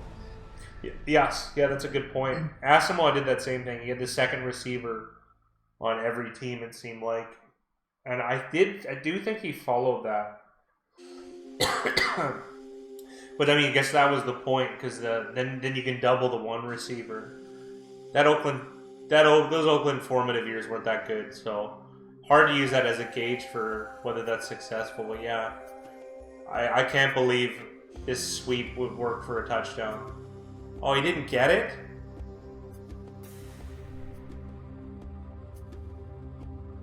Is that Deebo Samuel? It was numbered 19. Yeah, that is Deebo Samuel. Deebo Samuel is the second round pick. Number 36 overall, San Francisco selected this year. 5'11", 214 pounds. Very impressive. I thought he was taller, but he's not. That looks like a touchdown to me. That was awesome. It's a cool name too. I didn't know he was the antagonist in Urban Classic Friday. Deebo. Played by Tiny Thompson. They called him Tiny then because he was big. They barely got that handoff off between Beathard and that Wilson was Jr. some sloppy play. Went for a touchdown nonetheless. Jeff Wilson Jr. I don't know how you can say Deebo Samuel so fast, which I'm sure he is. I just saw it. When he's high-fiving with Marquise Goodwin, who's, I'm gonna say, the fastest player in the league. That's gonna be mine. I don't think Tyreek Hill can beat him in a race. It would be close, I'll say that.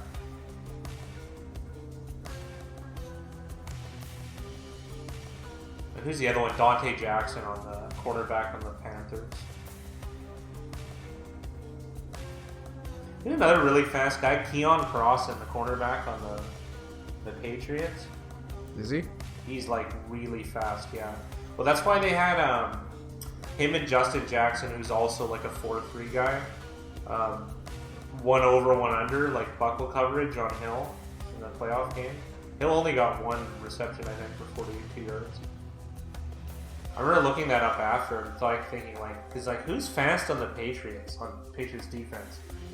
Nobody, but those two guys, Keon Crossan ran, I think, a high 4.2s number, which is crazy. I'm gonna, why are we going on my brain? I can just look it up.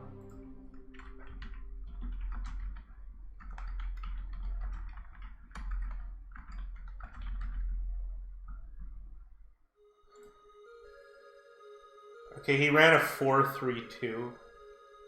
That's fast. That is...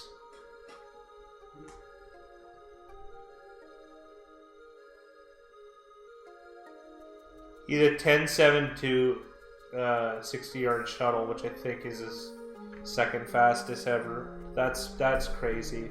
So yeah, Keon Crossing is not slow.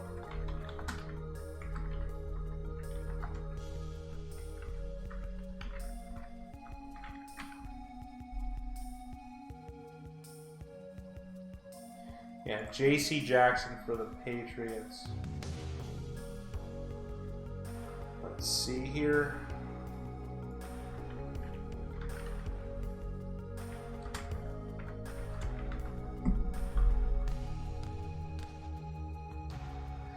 Okay, J.C. Jackson ran...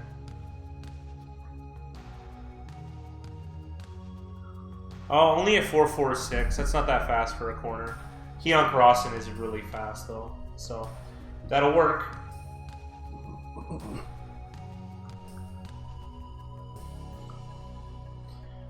I was right about Crossing, which that's who I mentioned, so I was happy about that.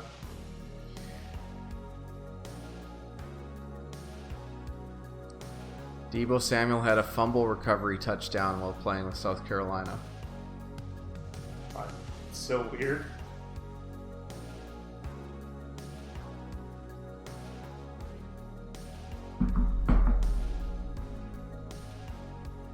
Who's kicking there? Wisnowski? I don't know him. I think he's a rookie. Mitch Wisnowski? Yeah, he was the 4th round pick this year. He's a 4th round pick and he's a punter? Yeah.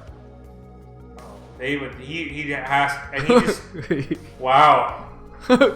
Wow, he just laid out the returner on his own. Well, I guess that's why you draft a guy in the 4th round who's a punter, eh? I think he's from well, it says he played Utah, but I think he's like an overseas guy. Oh, Because he's 27. He's an Aussie rules player. It's because the player for the punter for Seattle, whose name is escaping me right now. He was incredible last year. The Aussie rules guys, Is it I will say this. Michael Dixon? Yeah, Michael Dixon, yeah. Aussie rules guys, they're real deal. My dad played Aussie rules. He's from Perth. Yeah, they're serious good. Like they can tackle. They're not just sticks out there. And by the way, they have more control with the ball because they have to kick the ball moving. It's a lot easier when it's down, like it's in one area. They have to bounce the ball off the ground and kick it moving. Ironically, he had to give up Aussie rules football because of a shoulder injury, but he looked fine there. Yeah. Well, don't forget too. There's a lot of. If it was in his carrying arm, it'd be pretty difficult. So, yeah, those guys are rad. That was nice to see. We got Wes Welker out there coaching. I'm guessing the wide receivers for San Francisco. Yeah.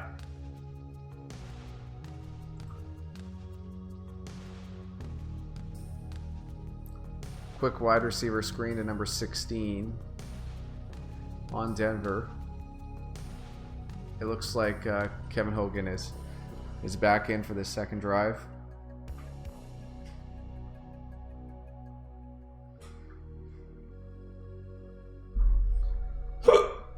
Excuse me.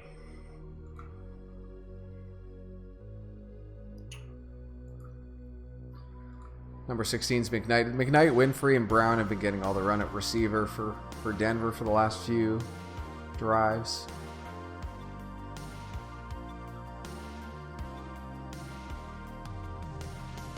Juwan Winfrey. Yeah, Colorado rookie. I did a little research on him. I didn't really like him, I gotta be honest. I doubt he's gonna make an impact. He made a touchdown winning grab in a really bizarre way against Atlanta in the Hall of Fame game. He got wide open on this play. Yeah, he made a good move at the top of his route to get open. Yeah. Hard count from Kevin Hogan. That looked like a false start though. It looked like it. Maybe on the center. Yeah. 12. Number 12. Brendan Langley. AC is playing wide receiver. Yeah, I switched that over. Who's the corner for Cleveland? First round pick that couldn't. Justin Houston?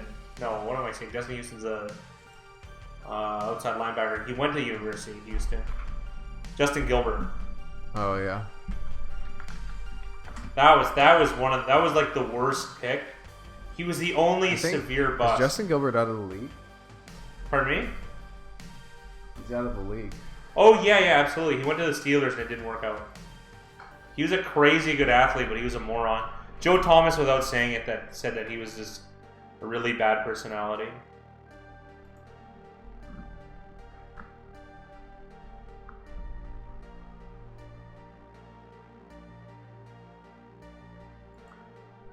Oh, and he got suspended too after being released by the Steelers for a year.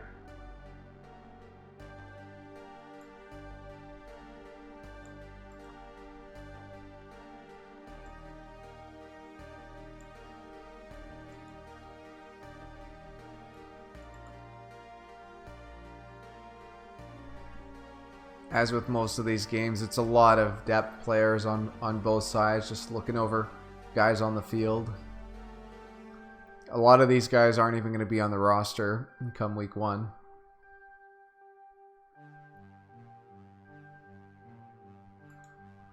But it's you have to think for a lot of front offices, it's a lot of homework that goes into all these games. Yeah, that's why they're in the booth and they're probably more animated than the rest. I mean, there's very little information on Justin Gilbert, like, recently. I mean, how could there be, I guess? Sorry, as a Browns fan, he was just, like, monumentally disappointing. I'm going to go out and say he is the biggest draft bust in probably a 4-year span. I can't think of a worse one than him. That was classic Ray Farmer. He missed on every pick. He never hit a pick. And then I'm going to give credit to Sashi Brown. He didn't hit on very many picks either. Sashi Brown set the Browns up where they are now. He gave them the most draft picks and the most cap space. I don't know how that's a failure. They're bad. They were bad. And also, too, management hired the worst head coach of all time. Kind of hard to win as a GM when... I don't know, maybe that's genius. Get as many picks as you can and be as bad as you can. Yeah, I guess so, yeah. Hire Hugh, he's terrible. I heard they don't intermediate cuts anymore. They go from 95 to 53 after preseason game 4. I don't know. That's a really good question. I didn't know the drop off. You know what? I think you're right. Because NFL communications, you would have seen a lot more cuts, right? By now. They usually go from 90 to 75 and then 75 to 53. Yeah, but I can't remember if they've made any rule changes. I haven't I think that followed it closely enough, and it hasn't happened yet for us to know. I think Jake's right, though. It'll be interesting to see if they do it that way. That's gotta be that's a Chinese fire drill for GMs trying to fit in fit rosters and because there's a lot of teams that they're going to be waiting. Like, I can't imagine the Bucks are going to not at least kick the tires on a running back. That would be one for me. The Bills. Charkandrick West, another guy just went in free agency. Charkandrick West, the Colts. Yeah. Colts are exhausting everything at running back. So are the Saints, I feel. Buffalo, Denver, and I'm going to say maybe Baltimore or should be looking at receivers, I would imagine. That's the nice part is that teams are pretty solidified. You might have a position group or two where you're looking for specific types of players. But outside of that, I don't think it's... Strangely enough, what team does the best job bringing in other people's talent? Well, I think we know who that is. It's the Patriots. Well, I have this theory about the Patriots too. If you look at all of their players, all of them, like the retreads, they were all really high draft picks. They were first and second rounders that were big busts. And what I think that they do. Oh, what a drop. Kendrick Bourne with the drop. Now, what I think the Patriots do is guys that they liked in college that they thought were good, they specifically try and go after them when they're not doing well. Kyle Van Noy comes to mind. Shea, who's a second-round pick from the Lions. Shea McClellan, former first-round pick by the Bears. This is a guy that doesn't play on the team obviously anymore, but he had some, let's say, supporting years at a cheap price for the Patriots. Obviously, Josh Gordon. Who else can we think of? Well, even they bring in talent that's left but come back due to monetary reasons. Yes. Like a guy like Jamie Collins who got paid a lot of money. Yes, Jamie Collins is one of the, I'm going to say, what he looked to be the best linebacker in the league when he joined the Browns. That, of course, didn't come to fruition. They missed him, though. The Browns didn't know how to use him, though. I wonder why. They went from the best coach of all time to the worst. You're going to definitely be mismanaged. Well, he was a mid-season trade, if I'm not mistaken. Yes, he was.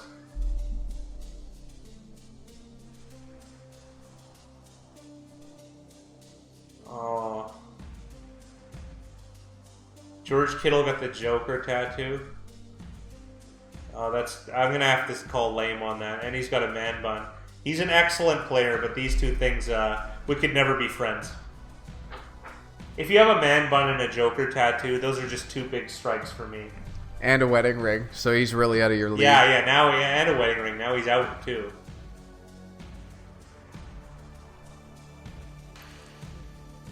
I don't mind this portion. Yeah, but man bun Joker tattoo, I'm good. I'm good. I could care less. I don't think For so. me, it's what happens on the field. Oh, yeah. I don't care. George Kittle, the top 3 tight end. I don't care if he wants to change helmets. Well, there's another team that could be looking for receiver relief. Oakland Raiders. This is way too much camera time for these two. Yeah. There's an injury, though, so they don't know how else to fill the team.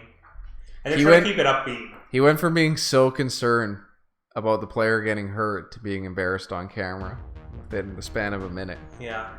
Well, that just shows that he has fluidity. It's Poindexter that got injured. It shows that he has fluidity in his empathy. Like, he's like a great actor, like Heath Ledger, who's tattooed on his arm. He has a great range of emotion. And what's the theory of actors? Pardon me? What's the theory you tell behind, me your theory. What's the theory behind actors and athletes? I don't. I just want to hear yours. I'm not sure what it is. Not a lot of scholars. Okay. So you're going to use a euphemism instead of firing it down the pipe. That's fine. Yeah. But if George Kittle didn't have that wedding ring, I'm sure you'd be firing it right down the pipe. Yeah, yes, I would be. Thank you. In prison, they call it busting cheeks. What did they call it with the BC Human Rights Tribunal? I don't know. I'm going to have to ask JJ. All right, back to the game.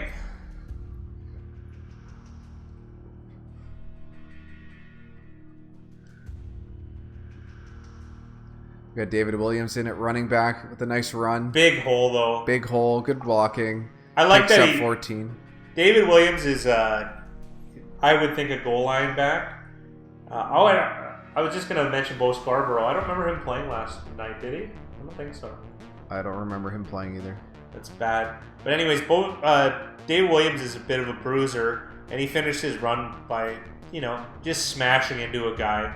And if any of you know a little football history, Jim Brown, who's my favorite, I read his book when I was a young man, and it left a mark on me. I like the toughness aspect of it. He thought running out of bound was effeminate, to say the least. So he made sure that he hurt somebody pretty much on every play. He smashed into a guy as hard as he could, and I like that style. I feel like you get hurt less when you're that violent and that aggressive. Jim Brown never missed a snap, by the way. It does help that he was the fastest guy and one of the heaviest guys at the time. So, there's that.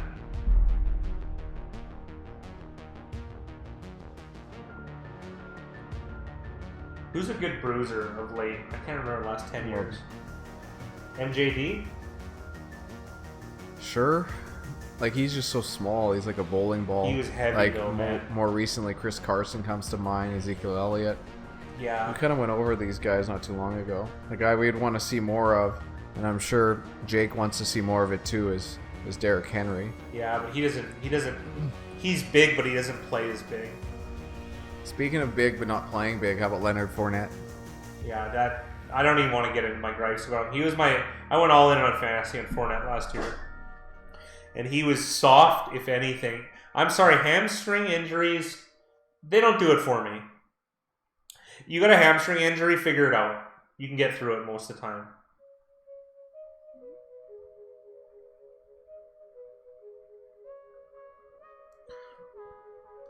Fournette bothered me big time last year. It's just not good enough. You got to be tough. Like, you're in the NFL. You know, if you're not tough. Sean Lee drives me nuts. You're a linebacker, and one of the Sean Lee injuries last year, he was like jogging off the field. He just decided like, oh, you know what? I don't feel good, and he goes down really softly, and then he had soreness and he missed like 3 or 4 games. I can't take that kind of stuff. Be tough. You're supposed to be playing the toughest game in the league. Cam Newton said he doesn't feel safe out in the football field. Not supposed to. You're getting paid over $20 million to be ran at by the most vicious people that they can find. That's part of the game for me, at least. I like the old school violent, people getting clothesline type stuff. Ronnie Lott, big fan. Of course that stuff doesn't happen anymore and it's unrealistic, but at least I can relive it in my head a little bit. Amen, brother. Yeah. What a wrestling callbacks for you today. Maybe you're wearing some sort of wig there. That was clearly an offside and a late flag. These guys aren't getting open. No, that was Steven Dunbar, wide receiver. And the coverage was from number 48. Jake, you have a good evening, sir. Dante Johnson. You have a good evening. Have a good night, Jake. Thanks for stopping by. I'm sure we'll see you week 1. Yeah.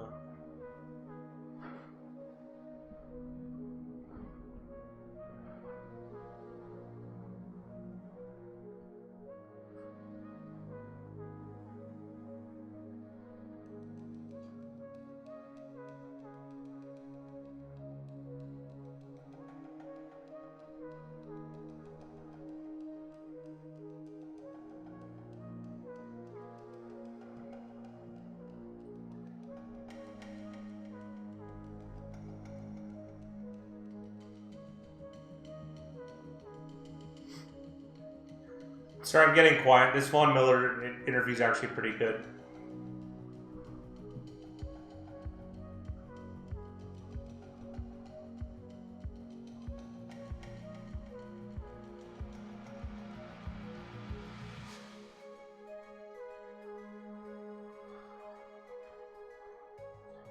I'm going to have to agree with Vaughn. He's saying that he's looking for ways to improve because DeMarcus Ware used to do that.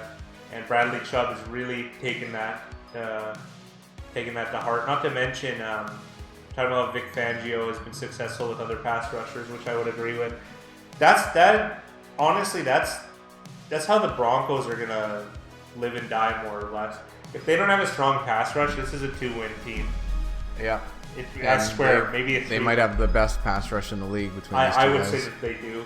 It would be hard to argue. At least that. from an edge perspective. Yeah, I want to look for Draymond Jones, so we'll see if he gets to come in. Draymond Jones is the other guy that I think is going to help them later on in games.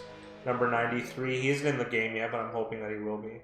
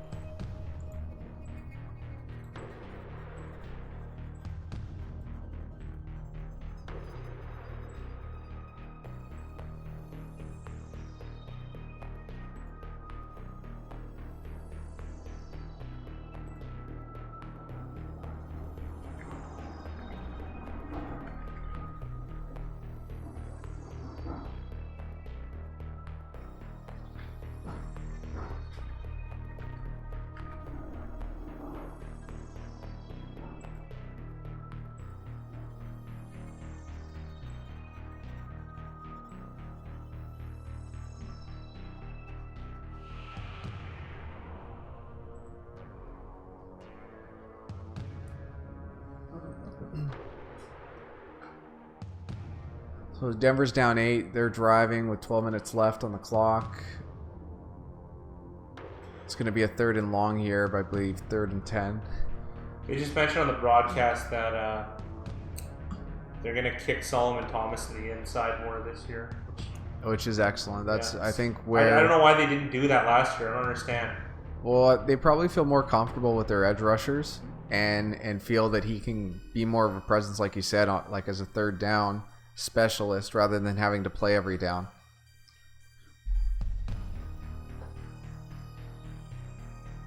Because having him as an every down outside edge player just hasn't been successful so far for him. No, absolutely not. But he has the talent to make special plays, rushing the passer on the inside, maybe against linemen that are a little tired and he's a little more fresh. I forget who's at quarterback here, but got himself into trouble there. 78 has been really good. Valaga. 78 on San Fran? Yeah.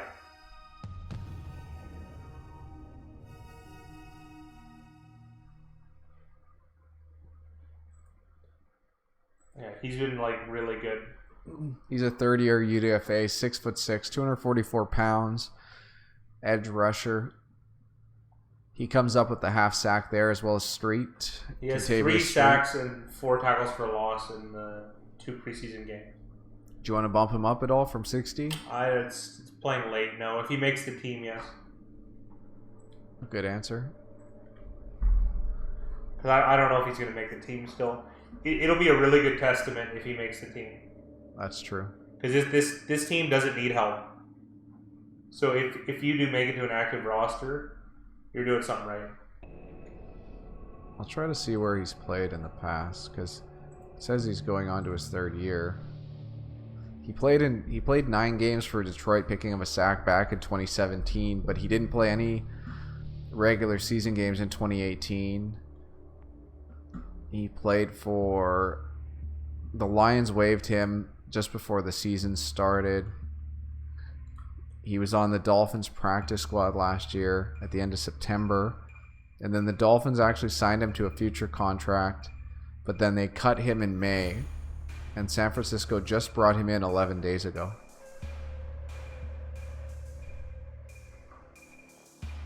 Well, this is the thing about a lot of those guys that are fringe players. Some of them work to get better and some of them don't. And so it is possible for some of them to get elite because they get limited. They get a limited look at what guys' habits are and what other players at their position are good at. But that's another thing that's a little misleading is people like I know a guy that used to play on the same team as Larry Allen, Sonoma State in college, and he said Larry Allen was really lazy. He goes, but that doesn't mean that I can be lazy too. Larry Allen's a special talent, I wasn't. And I thought that was a really interesting point. He goes, you have to understand what your limits are and what you're able to do. And I think a lot of guys maybe they get incentivized, de-incentivized to work and incentivized at the same time, and then the cream kind of rises to the top, as the Macho Man would say. Ooh, yeah. Well, distinguished President Jack Tunney, he better take notice.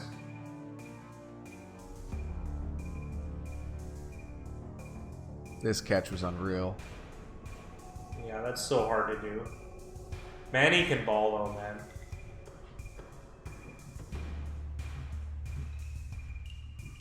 He's gonna hurt himself doing that.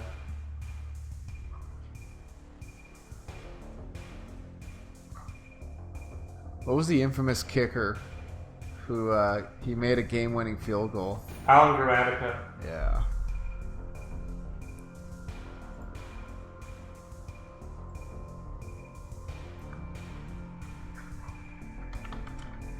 I'm loving these new cameras. I'm wondering if that's specific to ESPN and just Monday Night Football. I would have to guess it is, but I would love to see that. I don't know why I said Alan. Was Alan Gramatica a guard? Or were there two Gramatica kickers? Let's see.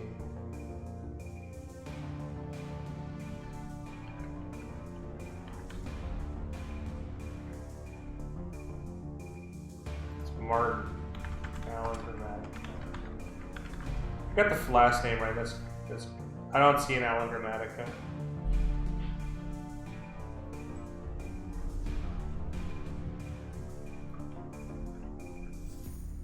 There was Martin and Bill. Yeah. Martin had a longer career. But Bill kicked for the Cardinals for 3 years and Miami for 1. Yeah, Martin's the one that tore it.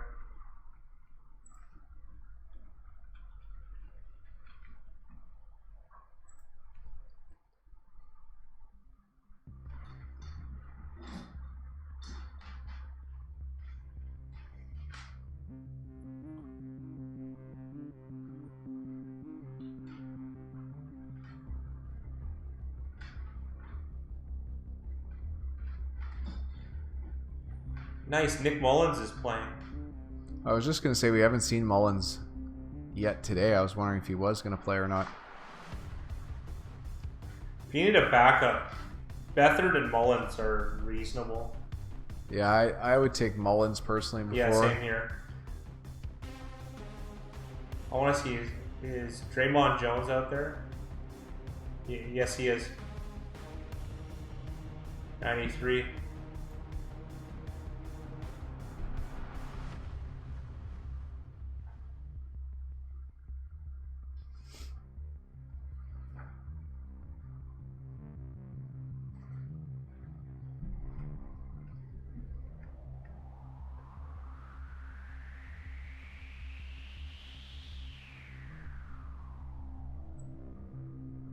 They have Jones on the outside right now.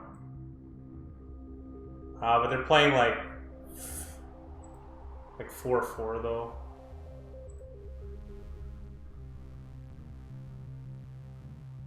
Okay, let's get in a 3rd and long. I want to see Jones just unleash the Kraken.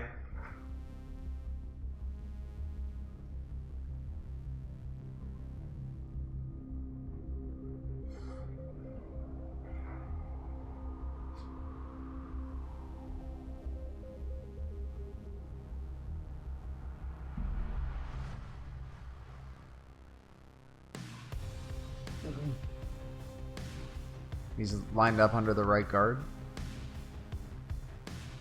It was way slow there. He was getting double teamed though.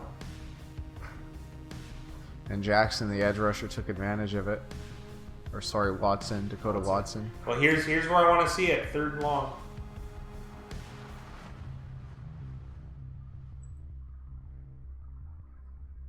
Oh, it's because they doubled Jones and they let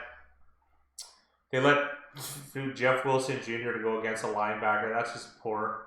And Dakota Watson's has been in the league 9 years already. He's going into his 10th season. He's a veteran. Almost surprised he's out there right now. They took him out.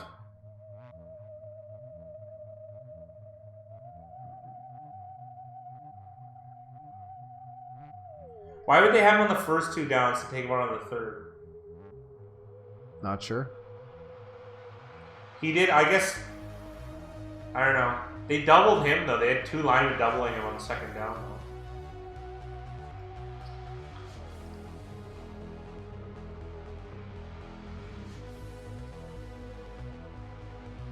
though. River Craycraft. It's an interesting name. That's a false start. Procedurally, I found the 49ers to be really sloppy. I'd agree. That's to me that's just like a death sentence, a bad sign. I don't care if it's a preseason game. Yeah, it's depth guys pretty much in everywhere. Yeah, but I think it's a transcendence of coaching. Yep. Like that's the one thing you're supposed to like. You can't win with procedure mistakes. That felt like another one. It did.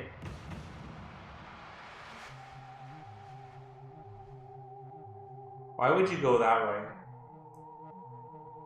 Crawcraft saw something that we didn't. Yeah, apparently. Jeez. That wasn't even close. Even if he was squared up, that would have happened the same way. How heavy is 41 on Well, Dakota Watson's 245. And Jeff Wilson Jr. is at 194. Yeah, maybe. There's at a minimum of 50 pound gap. Yeah. He was getting blown up really bad regardless. Didn't think that one through.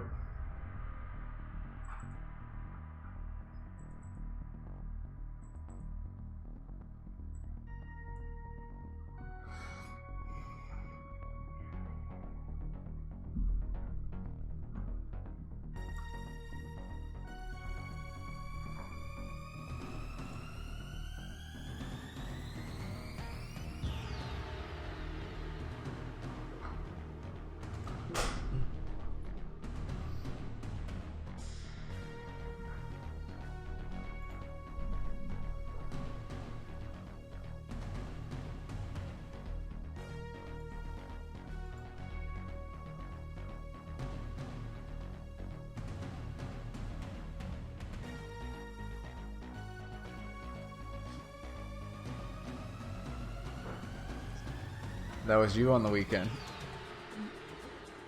I didn't go to slots, but yes, I did take advantage of it. Luck be a lady. It was. Tonight. It was.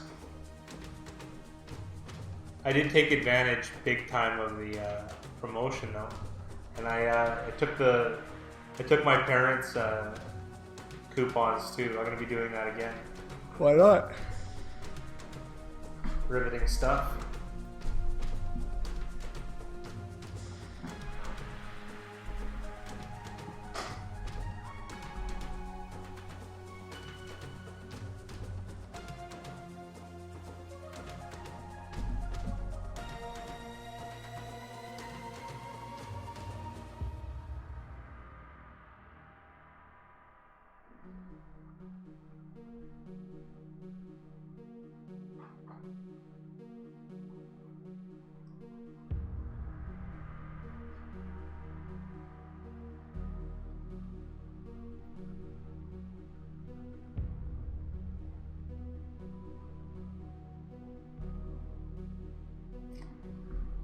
Chance to win AFC West.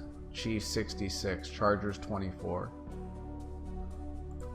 I think the Raiders have a better than 4% chance. Like I get it, but like 25, 1 in 25, nah. I think it's more like 9% or 10.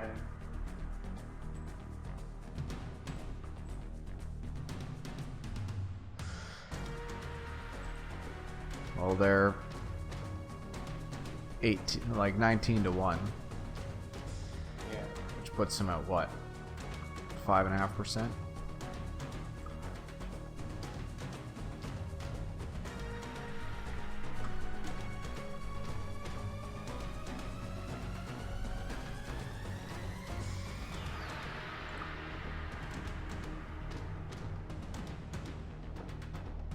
Oh, wow, what an interception. 49 just lost in space.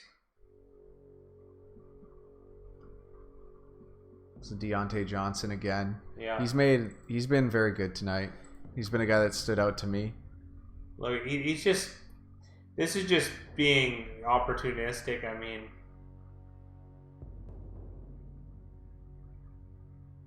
David Williams, that's not going to help you, man. I'm sorry, you're probably not going to make the team, and that didn't help.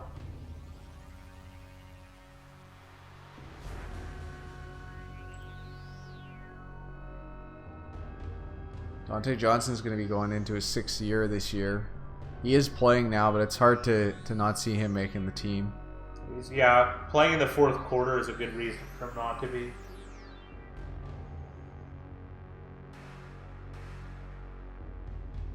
That was well done, though. Jones is in again. I don't know why he's in early, but... And then his gap got attacked. Well, it just shows you that going against different types of players can open you up or make you look good, make you look bad.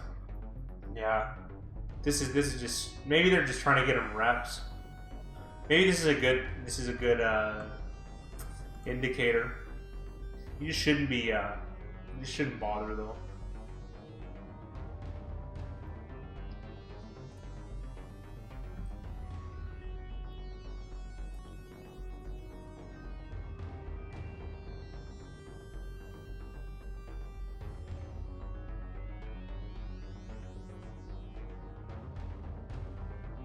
They've been talking about Derwin James for like 3 minutes. Yeah. The injured safety on the Chargers, who's going to be missing the first 3 to 4. I think injured safety is underrepresenting what it is. It's like one of the best players in the league. Yep. Hence the 3 to 4 minutes of talking about him, even though he's got nothing to do with this game. Well, he's in the same division as Denver. That's a pretty loose affiliation to be croning on about it.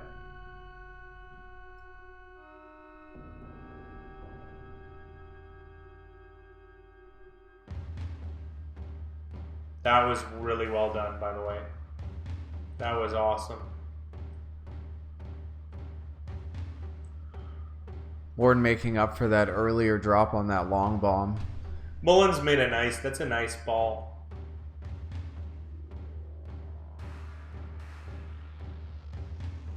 That's right where it needs to be. That's on the money.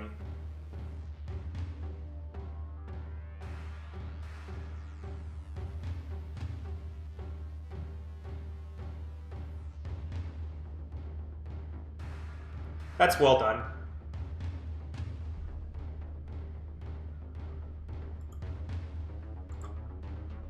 I don't even mind the grainy footage from the marker cam. No. Gives you a whole different perspective. Hey, that was Jordan Matthews. Yeah. It's so weird. Yeah, he was like supposed to be one of the better receivers in the league at one point. He was one of the more productive receivers. Yeah. That's a better way of putting it. He was one of the most productive receivers ever in his first 3 years. No, I don't think. I think you're out of it there.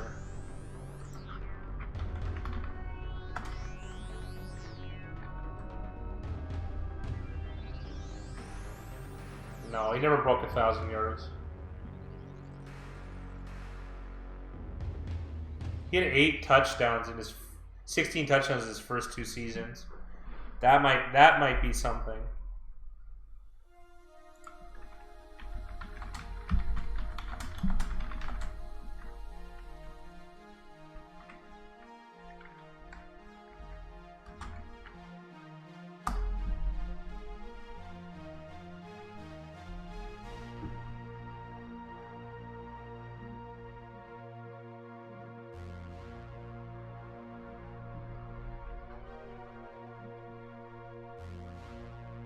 Derek Carr is the second most passing ones in his first 2.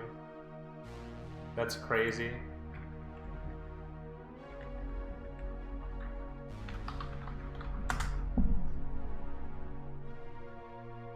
Tyreek Hill got 20. It's the third most. It's the third most in 92. Jordan Matthews was 17th for that. In his first 3 seasons? First 2 seasons for touchdowns. And that's like the most generous stat I could find.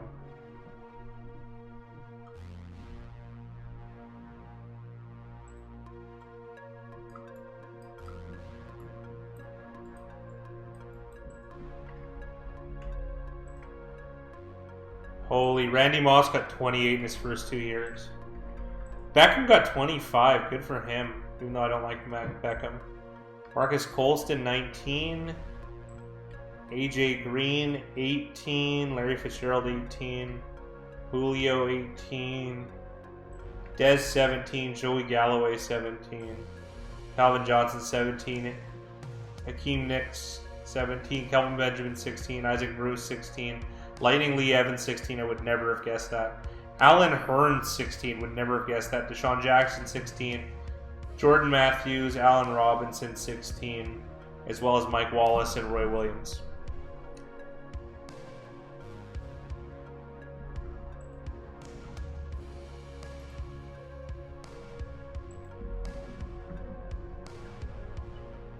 He's not even in the top. You just set it up there. Well, it's just us seasons. How players did in their first 3 seasons. Yeah, there's no way you got a sniff on that list, did he? So Mark Clayton for touchdowns was the best. He had 18 touchdowns. Well, why do I have a list that says something different?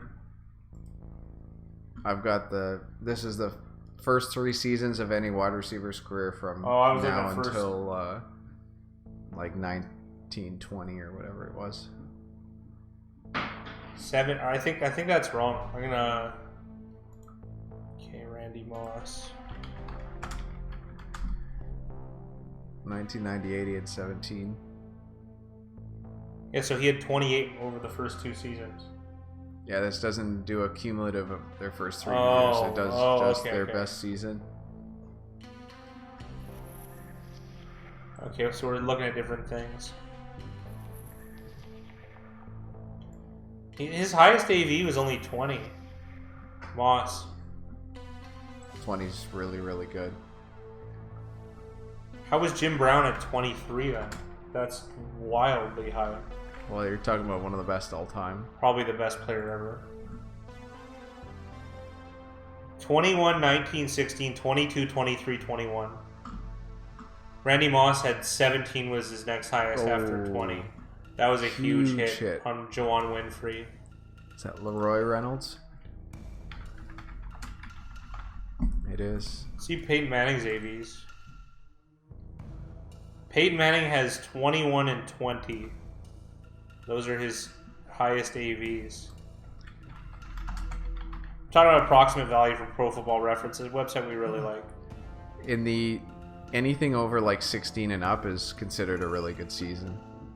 Okay, Tom Brady has a 24 and a 21, but that's his AV average is less than Brown's, which he played a lot longer. So, well, Jim Brown played in totally what 40 era. Years ago. Yeah, more. And than he that. was easily the best player. Easily, yeah, 55 to 64, I think.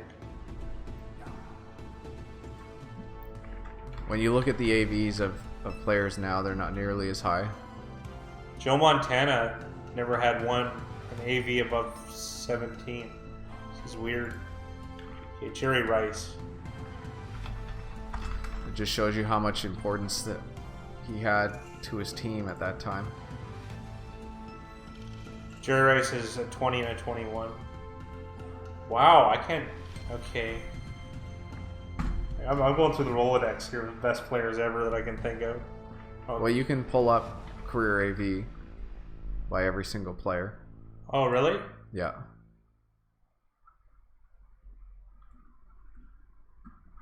How do I do that?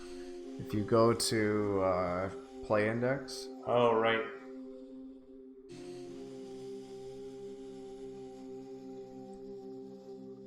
Player Finder?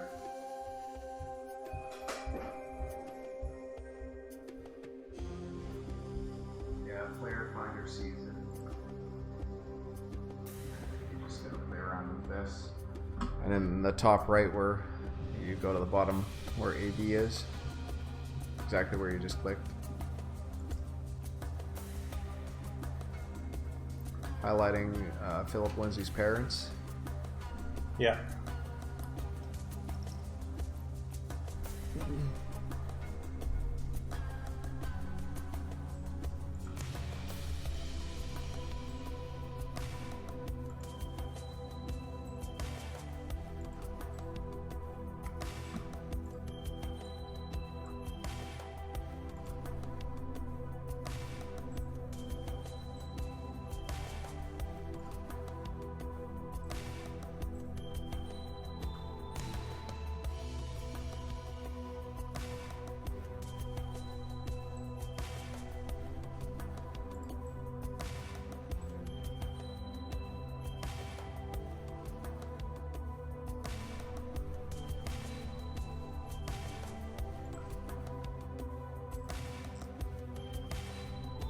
So if this is done properly, it says the best season of all time was LaDainian Tomlinson in 2006. Yeah. What was Jim Brown's highest? 23. 3 running backs, and then Tom Brady, and then I don't know who Roland Lawrence is.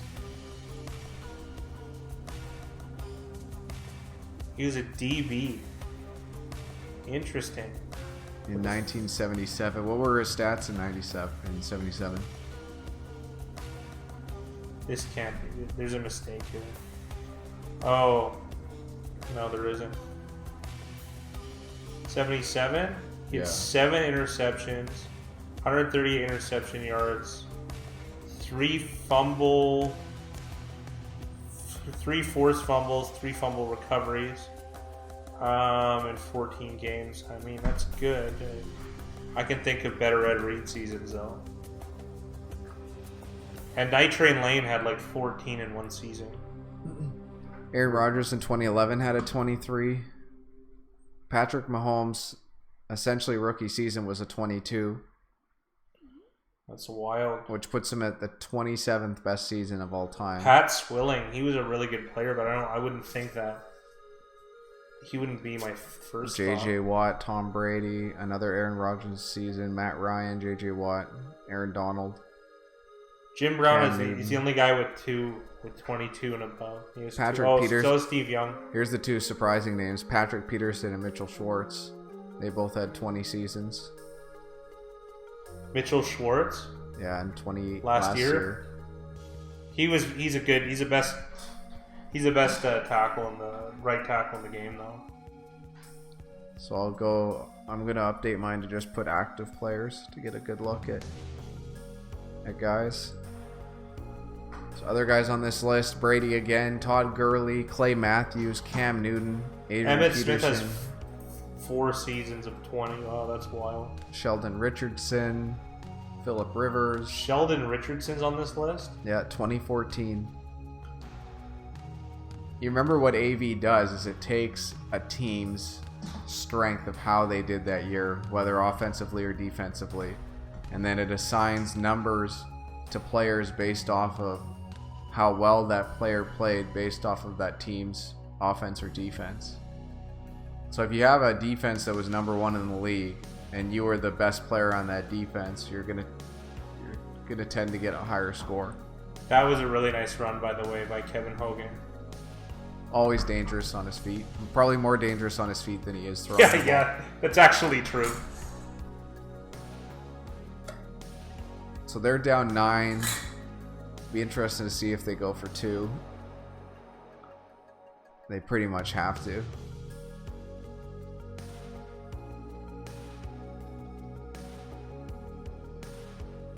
That would put the game at 7, and then possibly if they get the ball back, they could try to score and go for 2 again to win. Because they're not wanting any ties.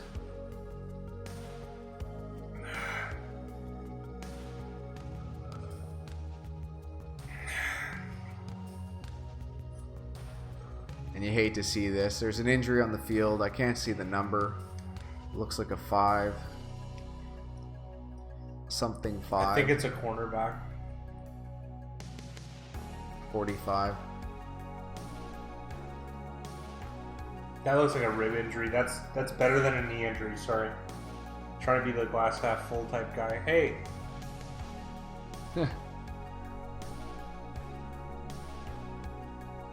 that's Demetrius Flanagan Fowles. Those are 2 names that don't really go together. Demetrius and Flanagan. I would have to agree. He's a quarter Irish.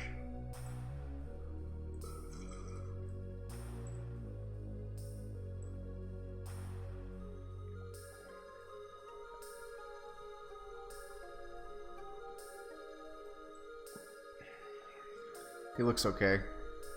Sitting up now. 6'2", 209 from Arizona.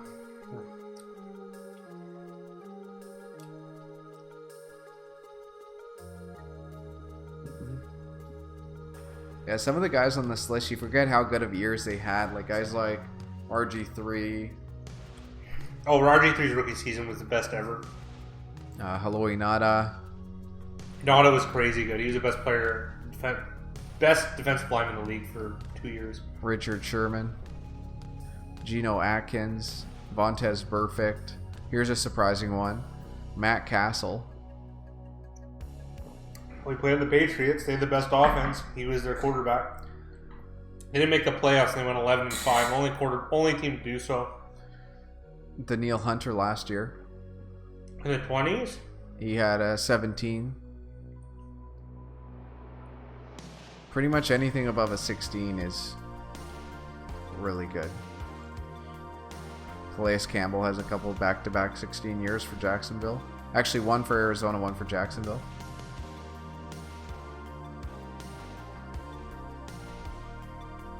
It's a really quick way to tell who's been good at what point in their career.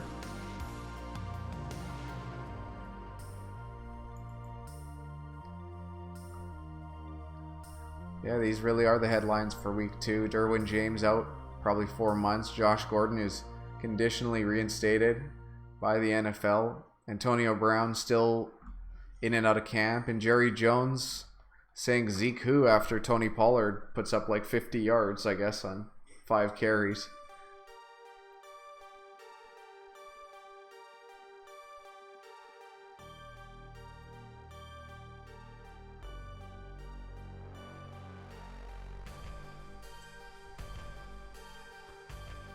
So it looks like Denver didn't get the 2-point conversion. And now they're going for an onside kick down 9. This is good practice. You know what? I'm going to make a little bit of a bold thing. Every kickoff that you do in the preseason should be an onside kick. Get reps at it. Maybe in the 4th quarter. Yeah, okay. I don't know how that matters, but What? if it's the 1st quarter or 4th quarter. Well, you know what? I feel like you do a little bit of a disservice to the other team by not kicking off. What do you care? I don't know. If you kind of want to see what your offense or defense has, going the full field rather than short fields. Yeah. See, actually, I think you should do it the 1st quarter now that I think about it. So you already know what you're... You should do it. You should just do it a lot, I think. It's good for the reps. Yeah. Because onside kicks, you do have to do them, like, I don't know. Twice a year? 3 More times a than year? that. For each team? I'm going to say 7. And they're, like, important. They're game-changing if you get them.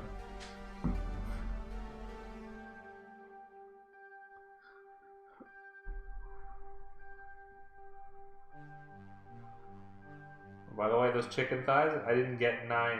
I got 12. No, 15, sorry. You ended up getting 15? For $8, and that's what was in there. That's unreal. The value pack. You gotta buy the huge one now. Yeah. What's the expiry on it? 24th, August 24th. Good thing you're a hungry guy. Yeah, I froze 5 of them. Makes sense. Thinking ahead. You got a tissue somewhere around here? Unfortunately, I don't. We ran out. Alright, I'll go get a paper towel. Sorry.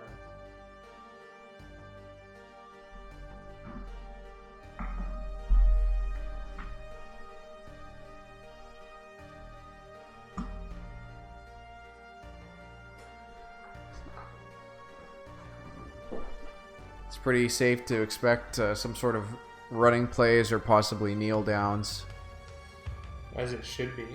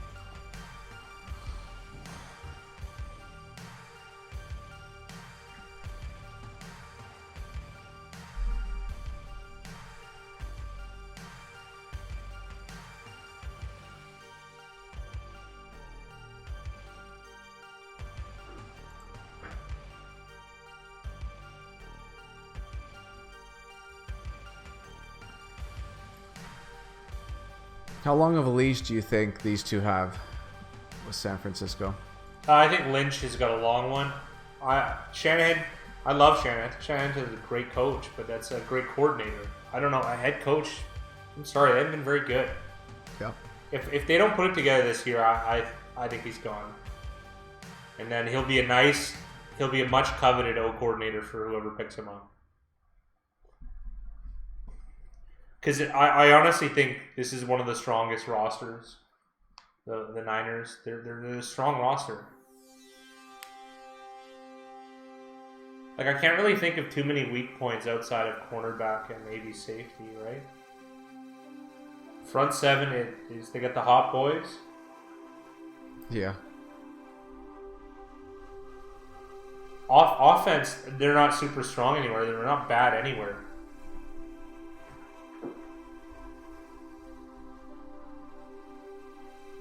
Weston Richburg is hurt.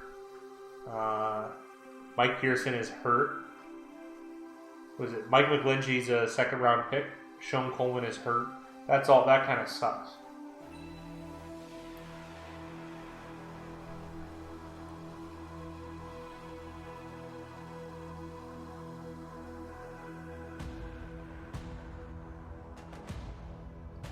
Number 40, Biera makes the tackle there, but he could have pushed him out of bounds. But it doesn't look like the clock kept going, so they might have marked him out.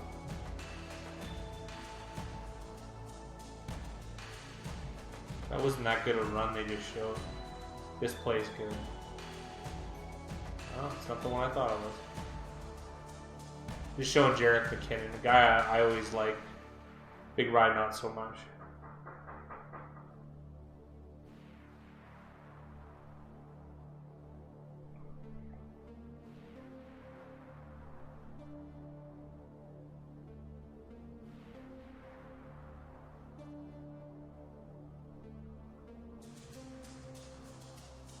That's a running into the kicker penalty on Denver. That was a really late flag, so I don't know.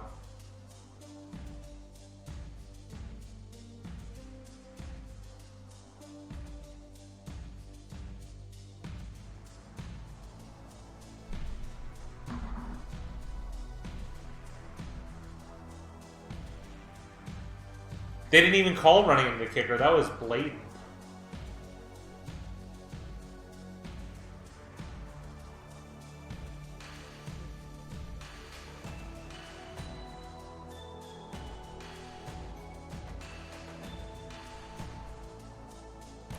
What did they call? Legal block on the receiving team? Holding. Holding? And the booth is kind of criticizing him for not calling enough flags. That's usually something you don't hear. Did you see the averages they had in the first 2 weeks of preseason? That the holding calls were up to 9, and they never had it above 4 or 5? Yeah.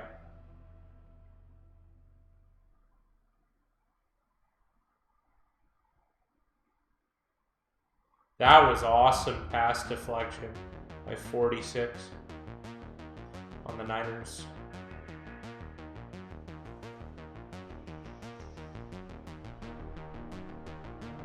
Ooh, this guy looks like John Candy and Only the Lonely. Unfortunate body type.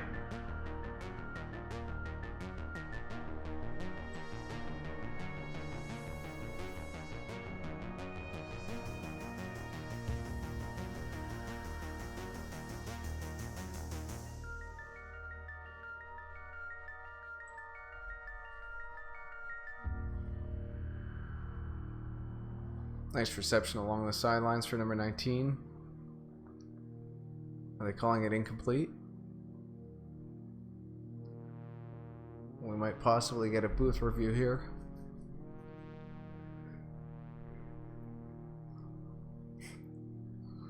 That was awesome.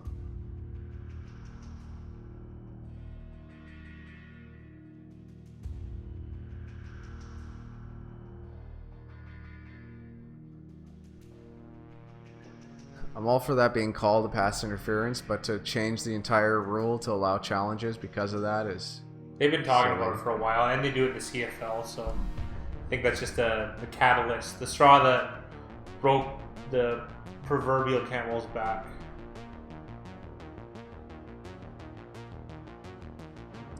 Nick Williams calling for that, but not on the money by Kevin Hogan. 4th and 10.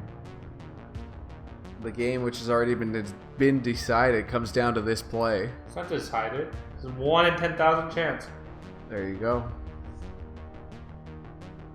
All right, I'll lay 9,000 to 1.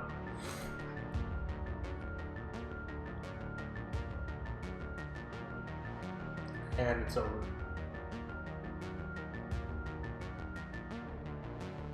There's a flag. There's on the life. Play. Roughing the passer on the defense. Yeah. First down. Is that on 78? 76. It's good. Different guy. Yeah.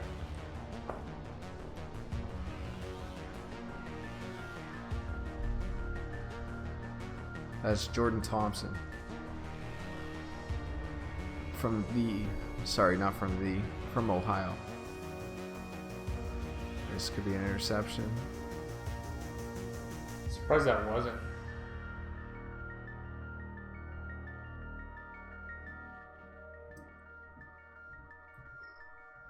I think I saw that was Quentin Rollins, number 30, possibly. No, that was Greg Mabin.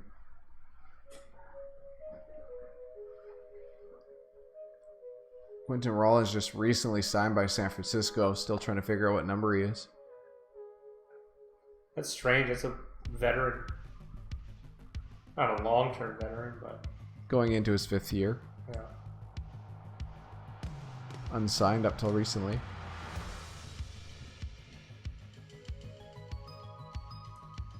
Bromley. Jay Bromley, number 90, with the sack. Other veteran.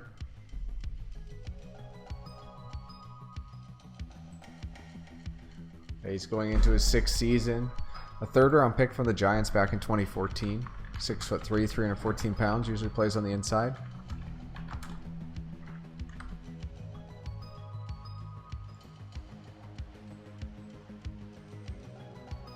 Oh. Almost a pick 6. Dropped by number 36 in San Francisco. Marcel Harris. 6th-round pick from last year.